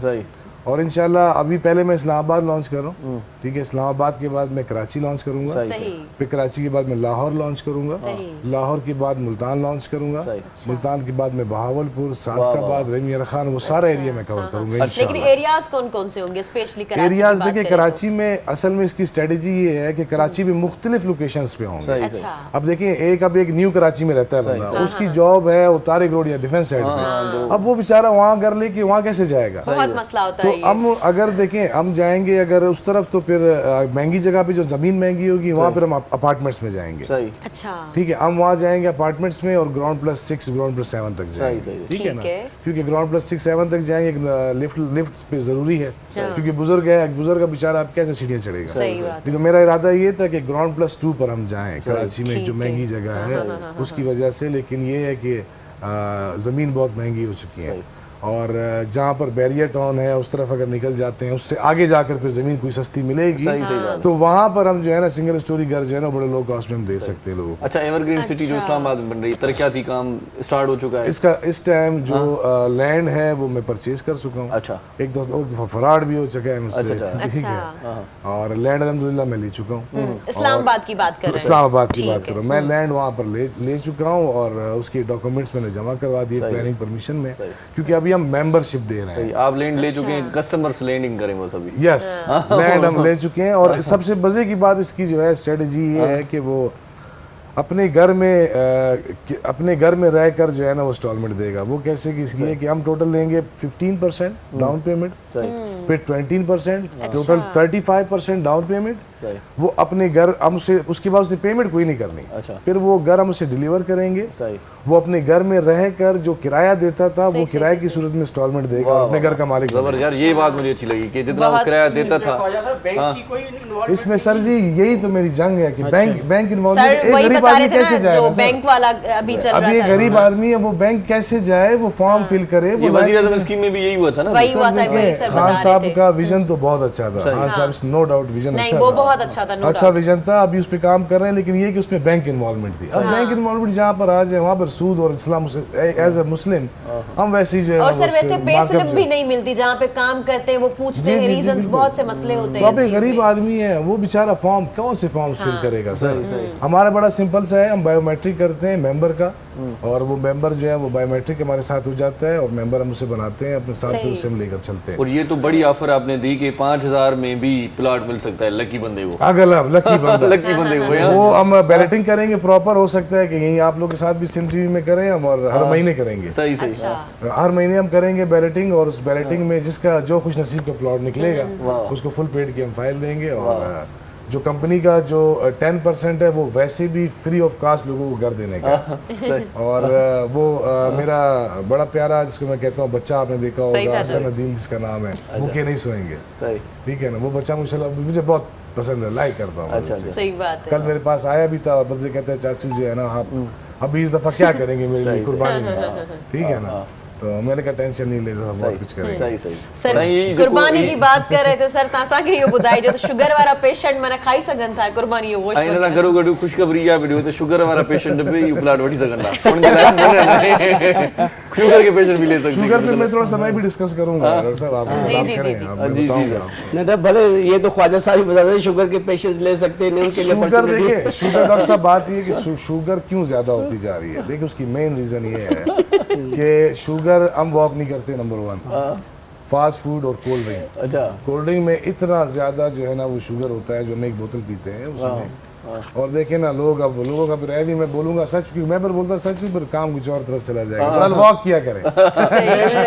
इसीलिए तो शुरू में यही बोला था ना, लाइफ स्टाइल, एक्सरसाइज करनी चाहिए, एक्सरसाइज बहुत जरूरी है, एक्सरसाइज जरूरी है। एक्सरसाइज जो चीज़ आप खा रहे हैं अगर उसकी कैलोरीज बर्न नहीं हिकिड़ी ॻाल्हि तव्हां क्लियर ॿुधाए छॾियो, घणनि माण्हुनि खे ज़हन में इहा ॻाल्हि आहे त मिठो खाइण सां शुगर थींदी आहे, ईअं न आहे। न ॾिसो इहो माण्हू जो माना कॉन्सेप्ट ग़लति आहे त भई हिनखे शुगर जी ॾाढी मिठी शयूं खाईंदो आहे। अच्छा, माना मिठो खाई सघे थो। हाँ, मिठो था खाओ, लेकिन कैलोरीज बर्न कयो, जेतिरो था खाओ त एक्सरसाइज वॉक वगैरह कयो सां गॾु। तव्हां जेकॾहिं 1 किलो जेके नॉर्मल पेशेंट आहे न 1 किलो बि मिठाई खाईंदो न 2 कलाकनि में हुनजी शुगर 140 ते अचणु खपे, अची वेंदी। अच्छा, ठीकु आहे। ऐं जेकॾहिं माना कोई मोटो माण्हू हूंदो, ओबेसिटी हूंदी, रेजिस्टेंस प्रॉब्लम हूंदो न, उहो थोड़ी बि माना मिठाई वग़ैरह ज़्यादा एक्सरसाइज न आहे त पोइ उहो जेको आहे न माना हुनजी शुगर कैलोरीज बर्न न थींदी न, उनजी उहो जेको थोड़ी हाई लेवल ते ईंदी, जेके असां प्री डायबिटीज़ कैटेगरी में चवंदा आहियूं। ठीकु आहे। अच्छा, शुगर खां अॻु में प्री डायबिटीज़ हूंदी आहे, बॉर्डर लाइन शुगर हूंदी आहे, प्री डायबिटिक पेशेंट्स थी वेंदा आहिनि। इलाही। हा, उहे अॻिते हली करे फ्यूचर कैंडिडेट्स हूंदा आहिनि डायबिटीज़ जा न, उहे प्री डायबिटीज़ वारा पेशेंट पंहिंजी शुगर रिवर्स करे सघनि था न, एक्सरसाइज करे सघनि था, उनखे अलावा पंहिंजी डाइट कंट्रोल कनि। ठीकु आहे। जेकॾहिं हुनजी बि ॾिसो सर्टेन वैल्यूज़ आहिनि। सही आहे। जीअं हाणे प्री डायबिटिक में फास्टिंग शुगर जेकॾहिं 100 खां 125 ते आहे त इहा प्री डायबिटीज़ आहे, 126 ते जेको आहे न डायबिटीज़ आहे। ऐं रैंडम जेकी आहे न माना जेको आहे 140 खां 199 ताईं बि प्री डायबिटीज़ आहे न, 200 ते शुगर आहे। ऐं जेको अॼुकल्ह डायग्नोस्टिक टूल ईंदो आहे असांजो माना HbA1c न, HbA1c माना 5.7 नॉर्मल आहे, जेकॾहिं 6.4 ताईं बचे तो त प्री डायबिटीज़ आहे, 6.5 ते डायबिटीज़ आहे। अच्छा, त 6.4 तव्हां जेको आहे न त रिवर्स गियर हणी सघो था पिया। अच्छा, एक्सरसाइज कयो, पंहिंजी डाइट ते जो न ख्याल रखो, सही सही वापस वञी रिवर्स गियर बणो त पोइ ते ॾिसो मथा एक्सीडेंट थी पे का गाड़ी पीछे। अच्छा, सर में जेको आहे वो यूरिन घणो ईंदो आहे शुगर में, त उहा शइ सही आहे, वो उन में ईंदो आहे या ॿिया के मसला बि हूंदा आहिनि यूरिन अचण जा? यूरिन ॾिसो जॾहिं तव्हांजी शुगर माना मतिलबु कंट्रोल में न आहे न, एक्सेस जेके सपोज करण जे तव्हांजी 180 ते नॉर्मल आहे न, 300 400 जेको आहे न शुगर हले थी पई न, त पोइ तव्हांजी जेको आहे न शुगर माना ग्लूकोज तव्हांजो माना यूरिन जे अंदरि जेके असां ग्लाइकोशूरिया चवंदा आहियूं, त उहो माना हुन में अची सघे थो पियो। सही सही। माना मूंखे इहो ॿुधायो त मिठियूं ॻाल्हियूं करण ऐं ॿुधण सां बि शुगर थी सघे थी छा? मिठियूं ॻाल्हियूं त करे सघूं था न। हा, मिठियूं ॻाल्हियूं त हज़ारे कयो त उन सां जीअं तव्हां दिलि जी बैलजी वेंदी त माना जेको आहे न ज़हन ख़ुशि हूंदो, तव्हांखे इन क़िस्म जी बीमारी खां उनसां हार्ट अटैक अची सघनि था कॾहिं कॾहिं। न वरी जंहिं घर में क्रोध भुनणु घणो हुजे, माना स्ट्रेस तव्हां ईअं चवण था चाहियो त घणी स्ट्रेस छिकताण उनजे करे थी सघे थो न। ॾिसो जॾहिं कोई डायबिटिक पेशेंट आहे न, पोइ इहे स्ट्रेस ऐं छिकताण जेके घरेलू मसइले मसाइल में उनखे माना ट्राइगर करे सघनि था, वधाए सघनि था, पर काई बि साइंस अहिड़ी न आहे त स्ट्रेस जे करे माना शुगर थी वई न। इलाही माण्हू चवंदा साईं ॾाढी तकलीफ़। साइंस ते मूंखे यादि आयो त भला शुगर जो माना ख़ात्मो न थी सघियो आहे अञा ताईं, जेको मरीज़ अचे थो त उहो जेको कंटिन्यू नथा रहे थो टेब माना मेडिसिन्स ते, माना ईअं न आहे त भाई शुगर थी बचाक थी उम्र हाणे मेडिसिन छॾे नहीं जी साइंटिफिक वे जो खत्म थी वञे न ए सच माना या ट्रायल्स या रिसर्चेस हलन थी पयूं, ठीक है ना, त माना जे कोई भाई लबो ट्रांसप्लांटेशन थी वञे, बी सेल्स ट्रांसप्लांटेशन थी वञे त माना हमेशा जे लाइ माण्हू बची वञे। पर माना जीअं अॼुकल्ह हाणे त वॾे मामले माना दिल जी ट्रांसप्लांटेशन थी वई त माना इन खां पोइ त इन जो तजुर्बो थियणो खपे। सर पर जेकॾहिं पेनक्रियास में कैंसर थी वञे त पोइ उहो मतलब ट्रांसप्लांट थी सघे थो? ट्रांसप्लांटेशन उहे बि माना कुझु कया अथऊं पर माना इत्तेफाक सां सक्सेस न विया आहिनि ताईं, ठीक है ना। जेकॾहिं उहो सक्सेस थी वञे त पोइ त ख़तमु ॻाल्हि ई ख़तमु थी। पर हाणे मां तव्हांखे ॿुधायां लेटेस्ट पहिरियों त इहो हूंदो न इंसुलिन, भई इंसुलिन लॻायो इंसुलिन, पर हाणे त अहिड़ी बि इंजेक्शन्स अची वियूं आहिनि जेके तव्हां हफ़्ते में हिकिड़ो दफ़ो लॻायो, ऐं कुझु अहिड़ी बि माना यूरोप में आहिनि जेको 3 महीननि में हिकिड़ी इंजेक्शन लॻायो, ठीक है न, तव्हांजी माना शुगर माना कंट्रोल में रही सघे थी पई। असां वटि हिते पाकिस्तान में माना हफ़्ते में हिकिड़ो दफ़ो माना इंजेक्शन अची वई आहे, तव्हां हफ़्ते में लॻायो। पर माण्हुनि जे ज़हन में इहो हूंदो आहे त शायदि इहा इंसुलिन आहे न, इंसुलिन त रोज़ लॻाइबी, हीअ इंसुलिन वांगुरु हुनजो फंक्शन आहे, माना ही समझो बूस्टर डोज आहे। ये तव्हां चई सघो था सिंधी में त हिकिड़ो बूस्टर माना प्रिवेंशन सही ठीकु आहे न उन सां तव्हांजो माना हिकु त वज़न बि घटिबो ऐं उन खां अलावा तव्हांजी टाइप 2 डायबिटीज़ टाइप 1 में माना उनजो कोई बि रोल अच्छा उहो सिर्फ़ शुगर वारा पेशेंट ई खणी सघनि था हा बैलेंस हाणे ओबेसिटी में हिकिड़ी नई इंजेक्शन आहे जेके हफ़्ते में हिकिड़ो दफ़ो तव्हां लॻायो बल्कि डेली लॻायो ऐं उहो तव्हांजो माना जेको आहे न वज़न जेको आहे न घटाईंदो साइड इफेक्ट्स हुजनि साइड इफेक्ट्स जेकर तव्हांखे कोई थायराइड इश्यूज़ आहिनि त उन में तव्हां नथा यूज़ करे सघो कोई पेनक्रियाटाइटिस आहे जीअं तव्हां पेनक्रियास जे बारे में सोचियो था त उन में तव्हां नथा यूज़ करे सघो पर इहो ॿुधायो त शुगर जो मरीज़ मिठाण चखे सघे थो असां अक्सर ॾिसंदा आहियूं त चांहि ईंदी आहे चवंदा मिठी न पीअंदुमि शुगर आहे मिठाई न खाईंदुमि शादी आहे तकरीब आहे पोइ झूनो जेको आहे तो मिठाई खाइण खां माज़ूर आहे सही ॻाल्हि सभु रंगनि जा मज़ा वठी सघो था ईअं न हा ठीकु उहो आहे माना उहो चवंदा आहिनि बाबा वीचारो शुगर जो मरीज़ हाणे अच्छा सर ॿियो इहो हूंदो आहे चवंदा आहिनि ब्राउन शुगर खायूं था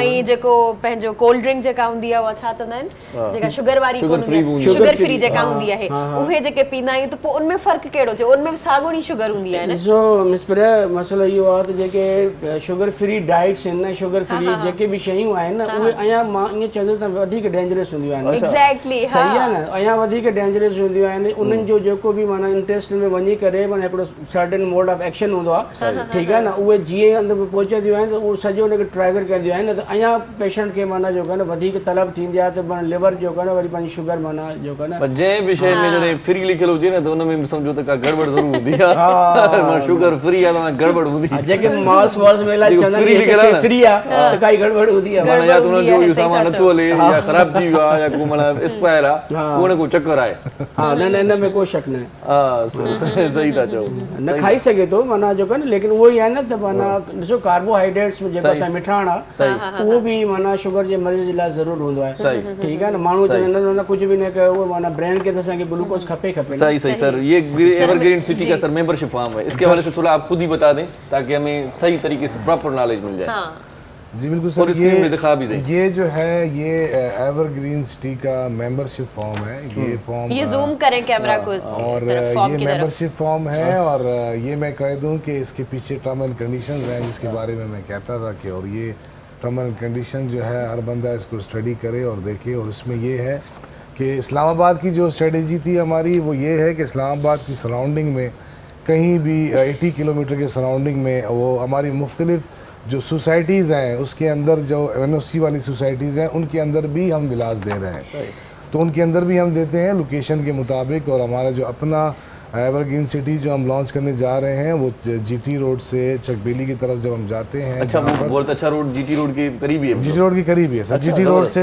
1.5 किलोमीटर पे चकबेली रोड के ऊपर जहाँ पर रिंग रोड है अच्छा रिंग रोड जहाँ पर है और इसके रिंग रोड के बिल्कुल साथ क्योंकि रिंग रोड जैसे बन गया तो फिर तो हर चीज़ करीब है सही सही और ये बिल्कुल शहर के करीब है अच्छा और इंशाल्लाह आगे जाकर हम दिखाएंगे भी आपको लोकेशन भी दिखाएंगे और बताएंगे भी उसके बारे में ये जी एवरग्रीन सिटी का मेंबरशिप है और ये मेंबरशिप सिर्फ 5,000 का है और ये एक NIC पे एक ही मेंबर बनेगा और एक ही मेंबरशिप मिलेगी सही सही 5,000 रुपये में और मेंबर एवरग्रीन का जो मेंबर है वो जब मेंबरशिप लेगा उसको तब पता चलेगा कि एवरग्रीन का मेंबर क्या है अच्छा मेंबरशिप करने के बाद क्या होगा मेंबरशिप करने के बाद जो है ना उसके बाद क्या होगा कि जब जिसका एक प्लॉट निकलेगा वो लकी ड्रॉ में निकलेगा वो तो हो गया ठीक है उसके बाद ये हर महीने होगा अच्छा और उसके बाद टोटल अगर मिसाल करें कि मैं यहाँ पर अब देता हूँ 2,000 1,000 का मैंने कहा था जो मुझे लग रहा है 2,000 मेंबर मैं कराची में बनाऊंगा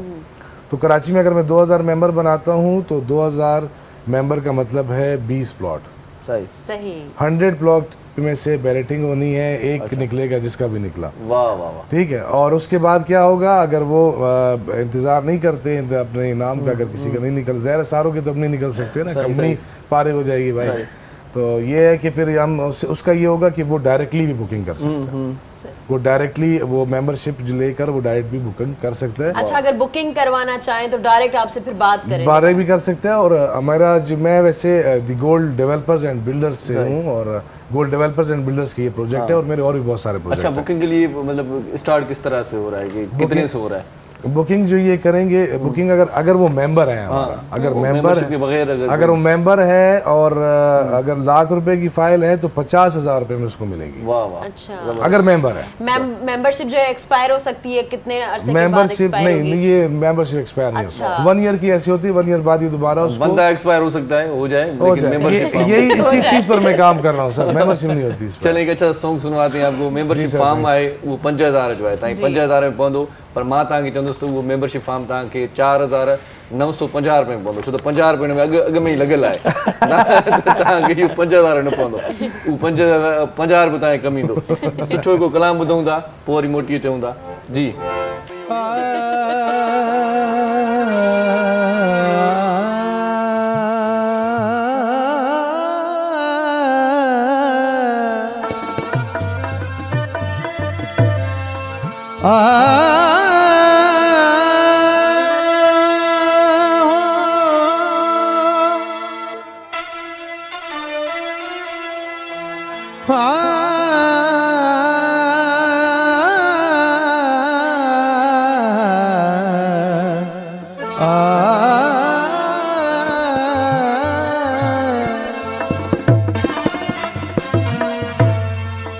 खपाया थो दिल मां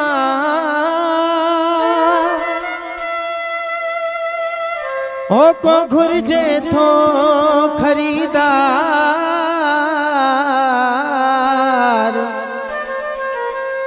अग में तू यार हाकिम वली नहीं मुचवे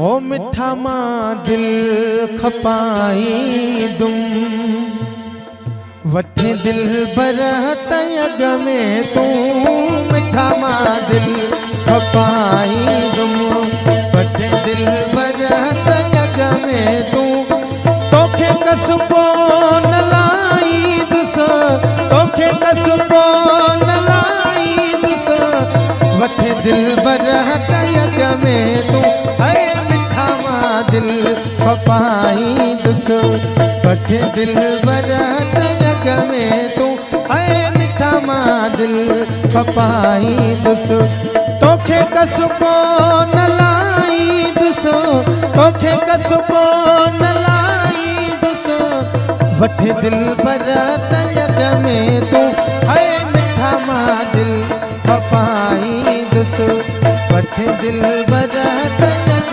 में तू ऐ मिठा मां दिल खपाई दुस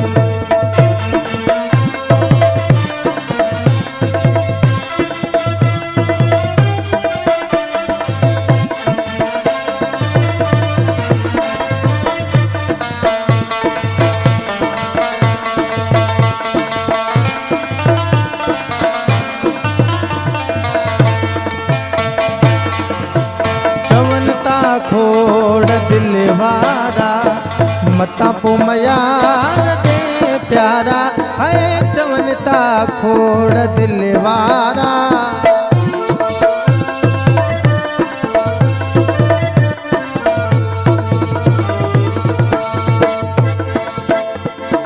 चवनता खोड़ दिल वारा मता पो मयार दे प्यारा ऐसा ही स्पेशली वरानिया थोड़ी कीमत लगाई दुस थोड़ी कीमत लगाई दुस वठे दिल बरहत अग में तू है मिठा मां दिल खपाई दुस वठे दिल बरहत अग में तू है मिठा मां दिल खपाई दुस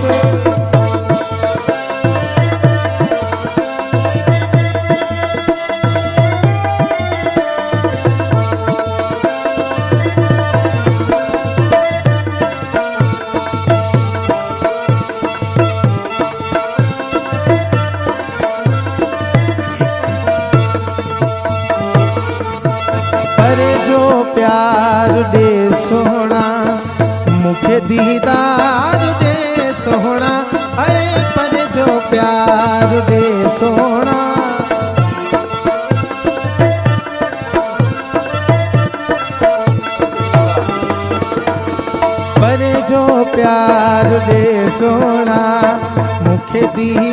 दीदार दे सोना, ओ परे जो प्यार दे सोना, मुखे दीदार दे सोना।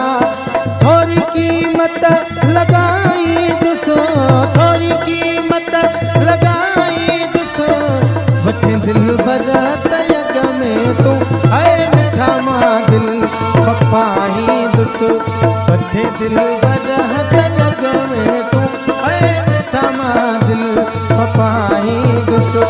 तोखे कस को न लाई दुसो, तोखे कस को न लाई दुसो, वठे दिल भर तयग तू है मिठा मां दिल पपाही दुसो, वठे दिल भर तयग में तू है मिठा मां दिल पपाही।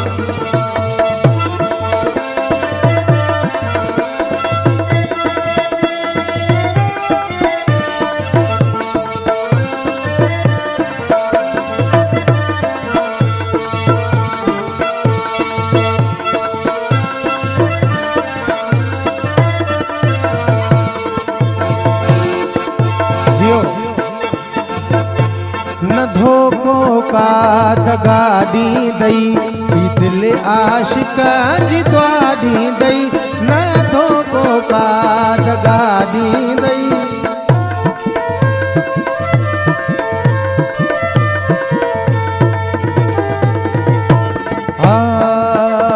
न धोखो का दगा दी दई, ई दिल आशिक जी दुआ दी दई। वो बेन खे अमीर बुधाई दुसो, वो बेन खे अमीर बुधाई दुसो, वठे दिल भर तयग में तू है मिठा मां दिल पपाही दुसो, वठे दिल भर तयग में तू। तोखे कस को न लाई दुसो, वठे दिल भर तयग में तू ओ मिठा मां दिल पपाही दुसो, वठे दिल भर तयग में तू है मिठा मां दिल पपाही।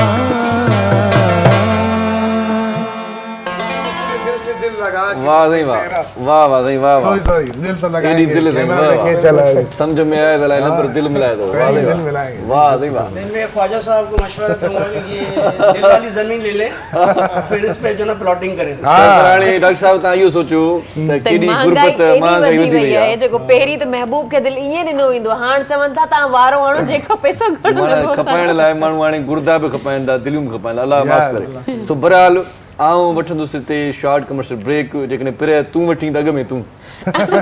असां ॿई वठूं था शॉर्ट कमर्शियल ब्रेक। केॾा न वञो, असां सां गॾु रहिजो। सलाम सिंध। मुझे सिंध के सलाम सलाम सिंध, मुझे सिंध के सलाम सलाम सिंध।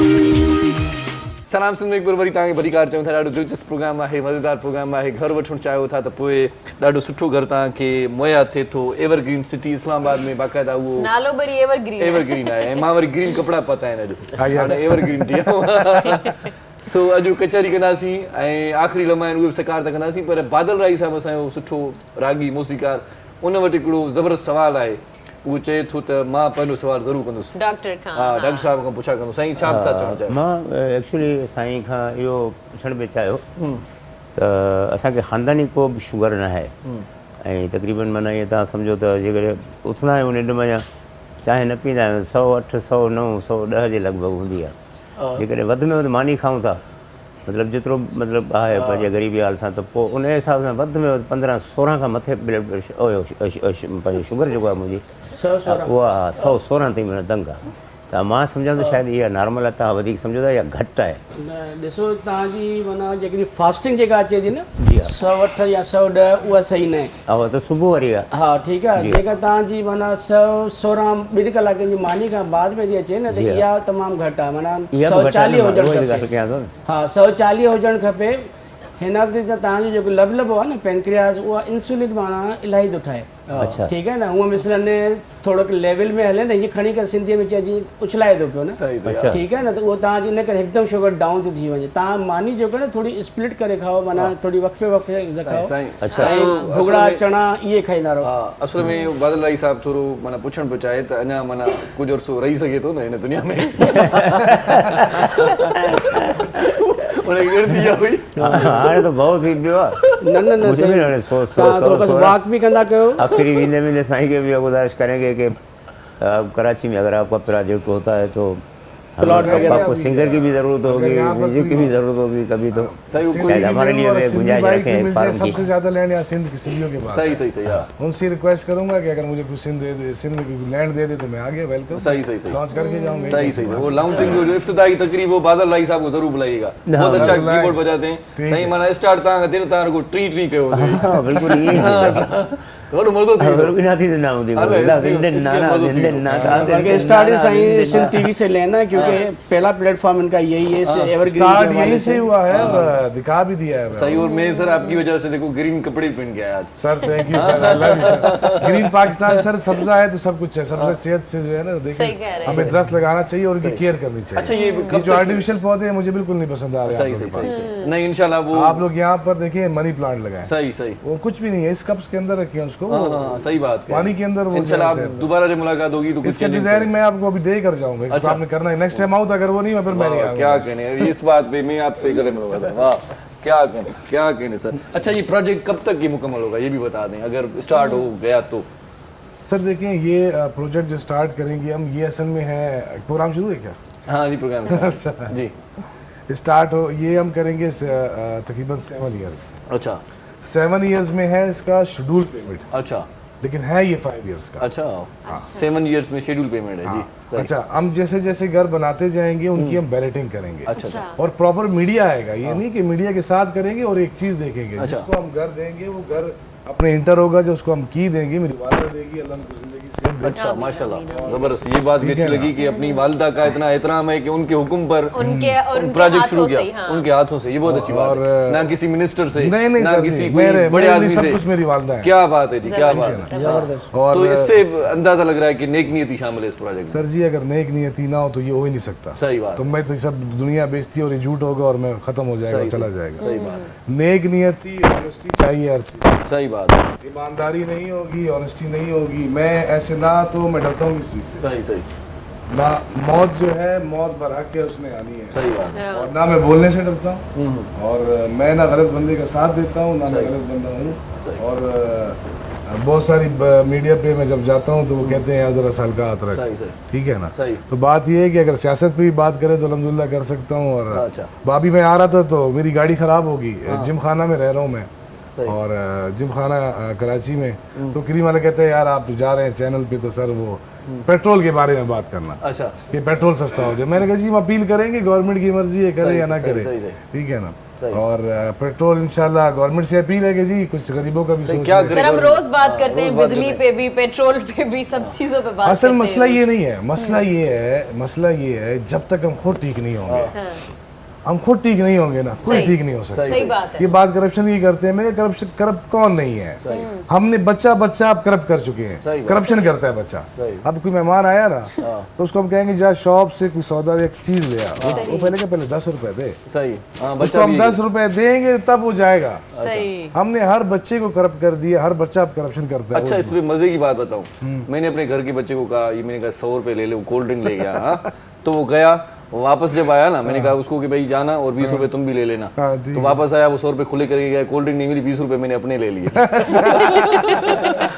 ये क्या बात हुई भैया सर वो गया तो ना इतनी अपनी गरज मेहनत है ना? करके आया ना अब नहीं, तो मेहनत शॉप तो करके आए ना अब वो बच्चा। शॉप बंद है वो बच्चा क्या करे मैंने अपने 20 रुपए ले लिए भाई लेकिन वो कोल्ड ड्रिंक आपकी नहीं मिली तो उस तरह से मतलब आप कह रहे हैं ना जिस तरह असल में देखिए बात ये है कि जब तक हम खुद ठीक नहीं होंगे ना सर सही। देखिए जब तक हम खुद ठीक नहीं होंगे तो तब हुक्मरान तक तो कुछ करेंगे, भी ठीक नहीं होगा, exactly। कुछ भी नहीं ठीक हो खुद को बदलेंगे अपनी जात को बदलेंगे हम बदलेंगे तो मुल्क बदलेगा नहीं तो नहीं बदल सकते सही बात है सही ख्वाजा साहब मेरा एक सवाल था आपसे सर ये आपका जो ये प्रोजेक्ट है इसमें कोई बोर्ड ऑफ डायरेक्टर्स हैं या आप सर अकेले ही हैं इसमें बोर्ड ऑफ डायरेक्टर्स भी थे और ऐसे भी लोग थे बीच में जो करप्ट लोग थे। करप्ट लोग थे, अच्छा। मैंने उनको निकाल दिया और उनकी ईद में जेल में करवाता, लेकिन बस कुछ चीजें हैं नहीं, मैं जिसकी इस सेंस में पूछ रहा हूँ कि जैसे मतलब अल्लाह आपको हयाती दे कि एक आप लोग इतनी इन्वेस्टमेंट करेंगे, मतलब अब बोर्ड ऑफ डायरेक्टर में नहीं जाऊँ खाली दवाने वो हमरा बोर्ड ऑफ डायरेक्टर नहीं, मतलब सर कुछ ना का गारंटी वगैरह गारंटी है ना कि कहीं कोई ऐसा मिसहैप हो जाता है तो तो चवन्ने फिर असांजी शे है। हाँ एग्जैक्टली। बिल्कुल सर, देखिए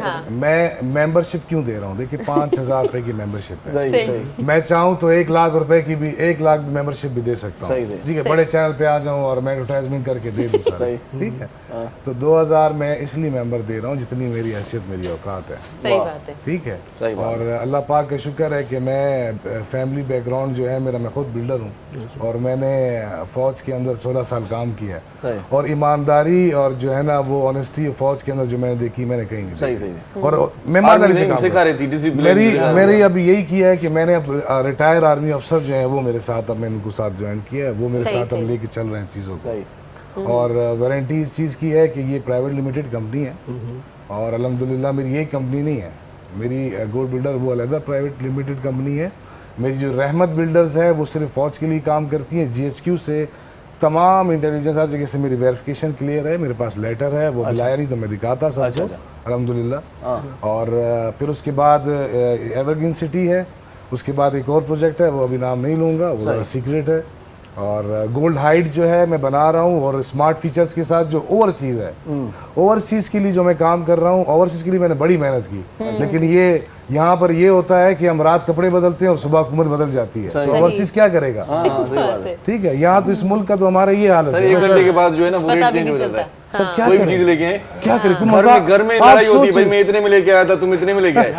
आप सोचें कि यार हुकूमत मजाक है, एकदम बदल जाती है हुकूमत जी, सुबह उठे हुकूमत बदल गई, ये कैसा है। अब ओवरसीज क्या करे बेचारा, वो वहाँ से वहाँ टैक्स देता है, फिर यहाँ टैक्स देते हैं, इंक्वायरी भुगतता है, ठीक है ना, तो वो चला गया वापस। मैंने बड़ी मेहनत की थी ओवरसीज के लिए। अब वो जो प्रोजेक्ट है मेरा द गोल्ड हाइट्स के नाम से, वो मैं बैरियर टाउन में कर रहा हूँ इस्लामाबाद में, स्मार्ट फीचर्स के साथ आप कहीं भी बैठ के अपने मोबाइल के थ्रू उसको कंट्रोल कर सकते हैं। जी हाँ, वाह वाह, हाँ, तो वो है ना अमीरों के लिए, ले ना। सही सही। ज़बरदस्त। डॉक्टर साहब बस असां गॾु मौजूदु आहिनि। असांखे इहो ॿुधाइजो डॉक्टर साहब, त तव्हां चयो हाइड्रा फेशियल वग़ैरह कॉस्मेटिक स्पेशलिस्ट बि आहियो, त उहो हाइड्रा फेशियल वग़ैरह जेको तव्हां ॿुधायो था, त उहो हाइड्रा फेशियल छा लाइ यूज़ थींदो आहे? छो जो तक़रीबन पॉलर वारियूं काफ़ी चवंदियूं आहिनि पिंपल्स लाइ थींदो आहे, या ऑयली स्किन लाइ थींदो आहे, के चवंदियूं आहिनि ड्राई स्किन लाइ, मतिलबु छा हर पर्पज़ तरह आहे? जी स्किन जे लाइ तव्हां जो न हाइड्रा फेशियल यूज़ करे सघो था अच्छा। पिया, ठीकु आहे। छो एक्चुअली डेड स्किन हूंदी आहे न, ठीकु आहे, त डेड उनमें कुझु असां सीरम्स वग़ैरह ऐड कंदा आहियूं त जीअं ग्लो बि अची वञे न, ठीकु आहे। फेस ते ग्लो जे लाइ माना दवा असां उनखे असां हाइड्रा फेशियल कंदा आहियूं। उन में ज़रूरी न आहे त सिर्फ़ु पिंपल्स वारी काई मतिलबु क्लाइंट अचे थी त उनजे लाइ उहो कयो, ड्राई स्किन या ऑयली, हर क़िस्म जी स्किन के जो न हू माना इम्प्रूव कंदी आहे, ठीकु आहे न, फ्रेश माना फेस थी वेंदो आहे, ठीकु आहे न। पर अॼुकल्ह इन खां बि वधीक अञा जीअं असां मीज़ो फाउंडेशन कंदा आहियूं, ठीकु आहे न, डर्मा पेन जे ज़रिए, उनजो रिज़ल्ट अञा हाइड्रा फेशियल खां बि माना वधीक सुठो आहे, ठीकु आहे न। उन में तव्हां माना जो डेड स्किन माना नैनो नीडल ईंदी आहे, ठीकु आहे, हिकु जेकी डर्मा पेन में ईंदी आहे माइक्रो नीडल ईंदी आहे, हिन जे अंदरि नैनो नीडल लॻंदी आहे, पेन अंदरि पेनिट्रेट न कंदी मतिलबु फेस खे न, त उन सां बि तव्हांजो जेको न सुठो रिज़ल्ट अची वेंदो आहे। अच्छा सर, पोइ उन्हनि जी कैटेगरीज़ हूंदियूं आहिनि अलॻि अलॻि? मतिलबु जेकॾहिं के एकनी स्कार्स वारो आहे न फेस, त असां उनखे माना डर्मा पेन कंदा, उन में माइक्रो नीडल 3 खां 4 सेशन रिक्वायर्ड हूंदा आहिनि। बाक़ी जेके स्मूथ फेस हूंदो आहे उन में माना माइक्रो नीडलिंग जी ज़रूरत न हूंदी आहे, उन में असां नैनो नीडल यूज़ कंदा आहियूं। सीरम्स तव्हां यूज़ करे सघो था, क्रीम्स यूज़ करे सघो था। हाइड्रा में सेशन जी ज़रूरत हूंदी आहे?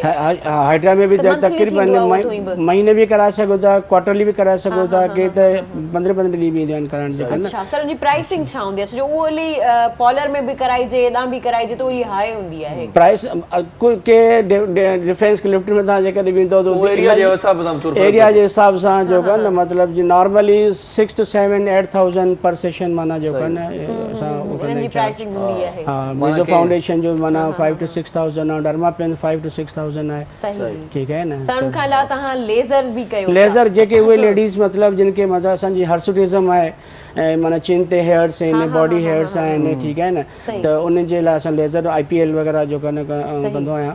केतिरियूं सिटिंग्स मतिलबु उन में ज़रूरी घटि आहिनि? में घटि बि उहो बि डिपेंड करे ॾिसो पहिरियों त जो रूट छा आहे न जेकॾहिं कोई ओबीस लेडी आहे उन जो माना कोई इरेगुलरिटीज़ आहिनि प्रॉब्लम्स आहिनि पहिरियों त तव्हां उन जो माना रूट कॉज मसलो आइडेंटिफाई कंदासीं हा उहा उन जे पैरेलल ट्रीटमेंट बि हलंदी आहे तॾहिं ईअं न त उहो पंहिंजी जॻह ते प्रॉब्लम हुजे लेज़र बि कराए कोई फ़ाइदो न आहे उन शइ जो न पहिरियों त माना उन जी जेके इशूज़ आहिनि न उहो उनखे माना रिज़ॉल्व कयो अच्छा सर लेज़र लाइ इहो मशहूरु आहे त उहा कराइण खां पोइ वरी वार अची वञनि था न जेकॾहिं वरी तव्हां पंहिंजी बीमारी खे माना जो आहे न वरी माना के बूस्ट कयो त वरी माना थी सघे थो पियो ठीकु आहे न एक्सरसाइज कयो ठीकु आहे न ज़रूरी आहे वॉक एक्सरसाइज सभी डाइट मर्दों जो हल है। हाँ वाह, सभी ॾाढी सुठी ॻाल्हि कही तव्हां साईं। नाज़िर साहब कोई आखिर में मैसेज देना चाहेंगे एवरग्रीन के हवाले से दें या प्लॉटिंग के हवाले से दें? मैं बस पूरी कौम को यही एक मैसेज देना चाहूँगा कि एहसास करें वाह और लोगों के साथ जो अल्लाह पाक ने ये अशरफ मखलूक़ात जो बना दिया इंसान को, अल्लाह पाक ने पूरी कायनात बना डाली, फरिश्तों से कहा कि बन जा, वाहिद एक इंसान है जिसका चेहरा मेरे रब ने अपने हाथों से बनाया, कुरान पाक में कह गया मेरा रब, तो इंसान समझे कि इंसान अल्लाह पाक ने उसे क्या बनाया है। अशरफ मखलूक़ात हर चीज़ पे अफजल रख दिया अल्लाह पाक ने इंसान को, तो उस इंसान की कदर करें, उनके एहसास उनकी फीलिंग्स का कदर करें और अपना बहुत सारा ख्याल रखें। पाकिस्तान जिंदाबाद। वाह वाह साईं तव्हांजो को आहे सनियो? साईं असांजो माना इहो ई संदियो आहे त माना पंहिंजो ख़्यालु रखनि ठीकु आहे न जेके बि माना स्पेशली डायबिटीज़ जे हवाले सां जेके मोटा माण्हू आहिनि खाई पी सुम्ही न पवनि। हा खाई पी सुम्ही न खुदा पवनि खे वज़न सवाइ घटाइनि। हाणे त भला एॾो थी वियो आहे जो मां को फ्रूट व्रूट अचे थो मां इलाही माण्हू खे ॾिठो आहे त उहे सुम्हंदे था खाइनि। हा न क्या कुझु इहो चङा ग़लति भला आहे। बीमार आहे थोरो टेकिजी वेहे हा न उते ई सुतो पिया उते ई खाइणु शुरू कयूं। छो जो माना ॾिसो न शुगर जे करे खोड़ सारियूं माना कॉम्प्लिकेशंस थियूं थियूं जेके त बचणु चाहियो था त पंहिंजी सिहत जो ख़्यालु रखो। सही सही आख़िर में तव्हांजो पैगाम वरी कलाम में हूंदो। पैगाम आहे ऐं स्पेशली साईं लाइ बि ऐं जेके बि हुकुमराननि खे इहा ई गुज़ारिश आहे त कुझु ग़रीब माण्हू ते क़यास कयो। एॾी मांग वधी वई आहे जो इंसान माना ॾिठो वञे। इंशाल्लाह इंशाल्लाह वॾी महिरबानी साईं तव्हांजी ऐं बादल भाई साहिबु तव्हांजी वॾी महिरबानी। अलाह तव्हांखे खिज़री हयाती ॾींदो, बीमारियूं इहे थींदियूं रहंदियूं, मसइलो आहे टेंशन न वठो। ऐं मोहम्मद अली साहिबु तव्हांजी वॾी महिरबानी ऐं तव्हांजी वॾी महिरबानी जिन जेको असांजो प्रोग्राम ॾिठो पए ऐं एॾी दिलचस्पी सां ॾिठो पिए असांखे एतिरो टाइम ॾिनो। सो हिते मोकिलायूं था इरशाद जागीरानी प्रेस सैयद। सुभाणे इंशाल्लाह वरी कचोरी कंदासीं। Tech care.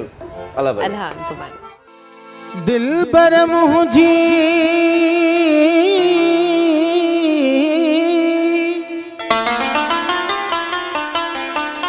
दिल पर मुझी दिल में कोने यार करा अची दे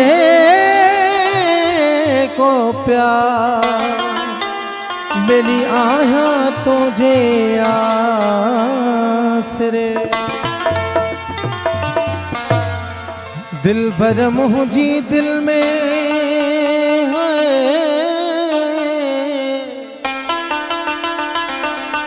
और वो तू ही आहे तू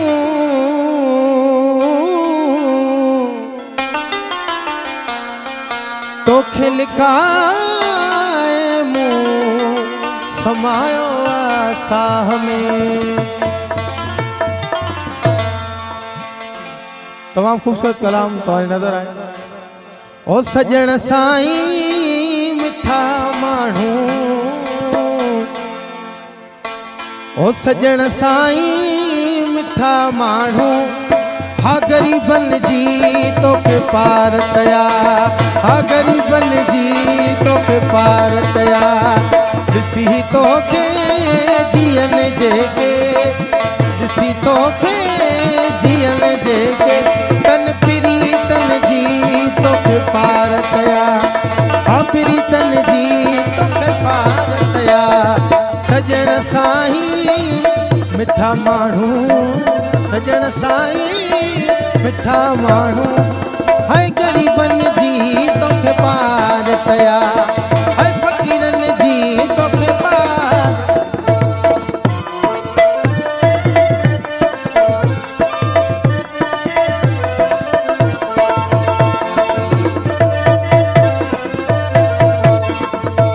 हो तुझे दर्शन जा दीवाना सुबह सांझी तुझे दर ते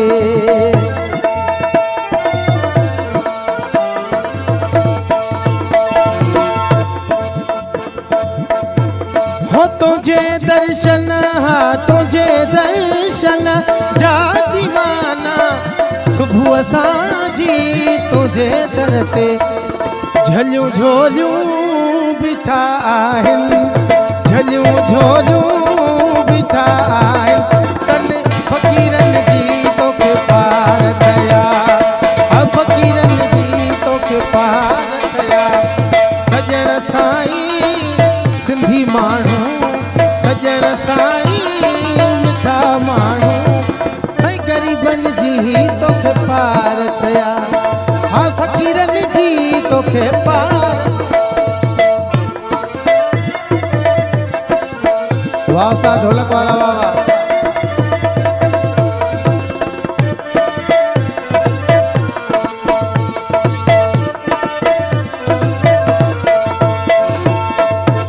स्पेशल ही मिसरो डॉक्टर साहब जो नाम है हो तवा दर्दन जिया साईं शफा दी दे शहनशाह तू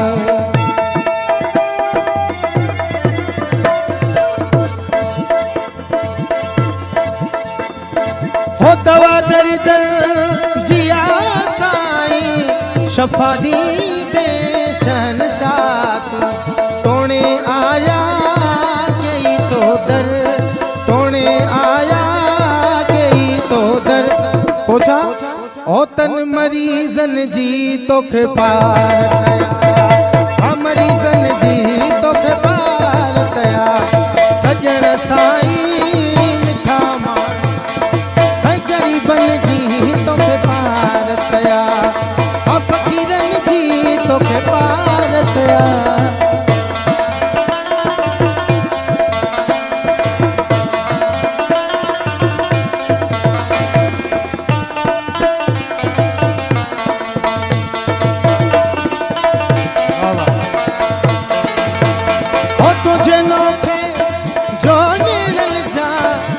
लगाना सर निगाहुन में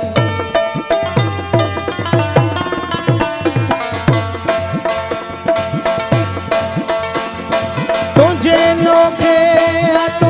नोखे जो नैनन जा लगाना सर निगाहुन में कई जेके से जुल्फन में कई जेके से जुल्फन में तन उमेदन जी तोखे पार दया उमेदन जी तोखे पार दया सजण साईं मिठा माण्हू है ग़रीबन जी तोखे पार दया ओ ग़रीबन जी तोखे पार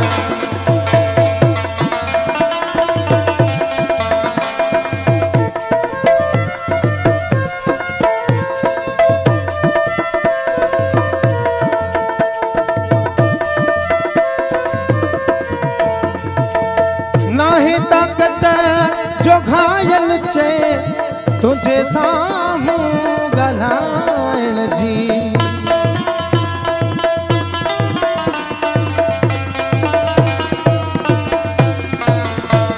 आहे ताक़त जो घायल चे तुझे सामू ॻाल्हाइण जी दफ़न आहिनि कई दिल में दफ़न आहिनि कई दिल में तन उमेदन जी तोखे पार दया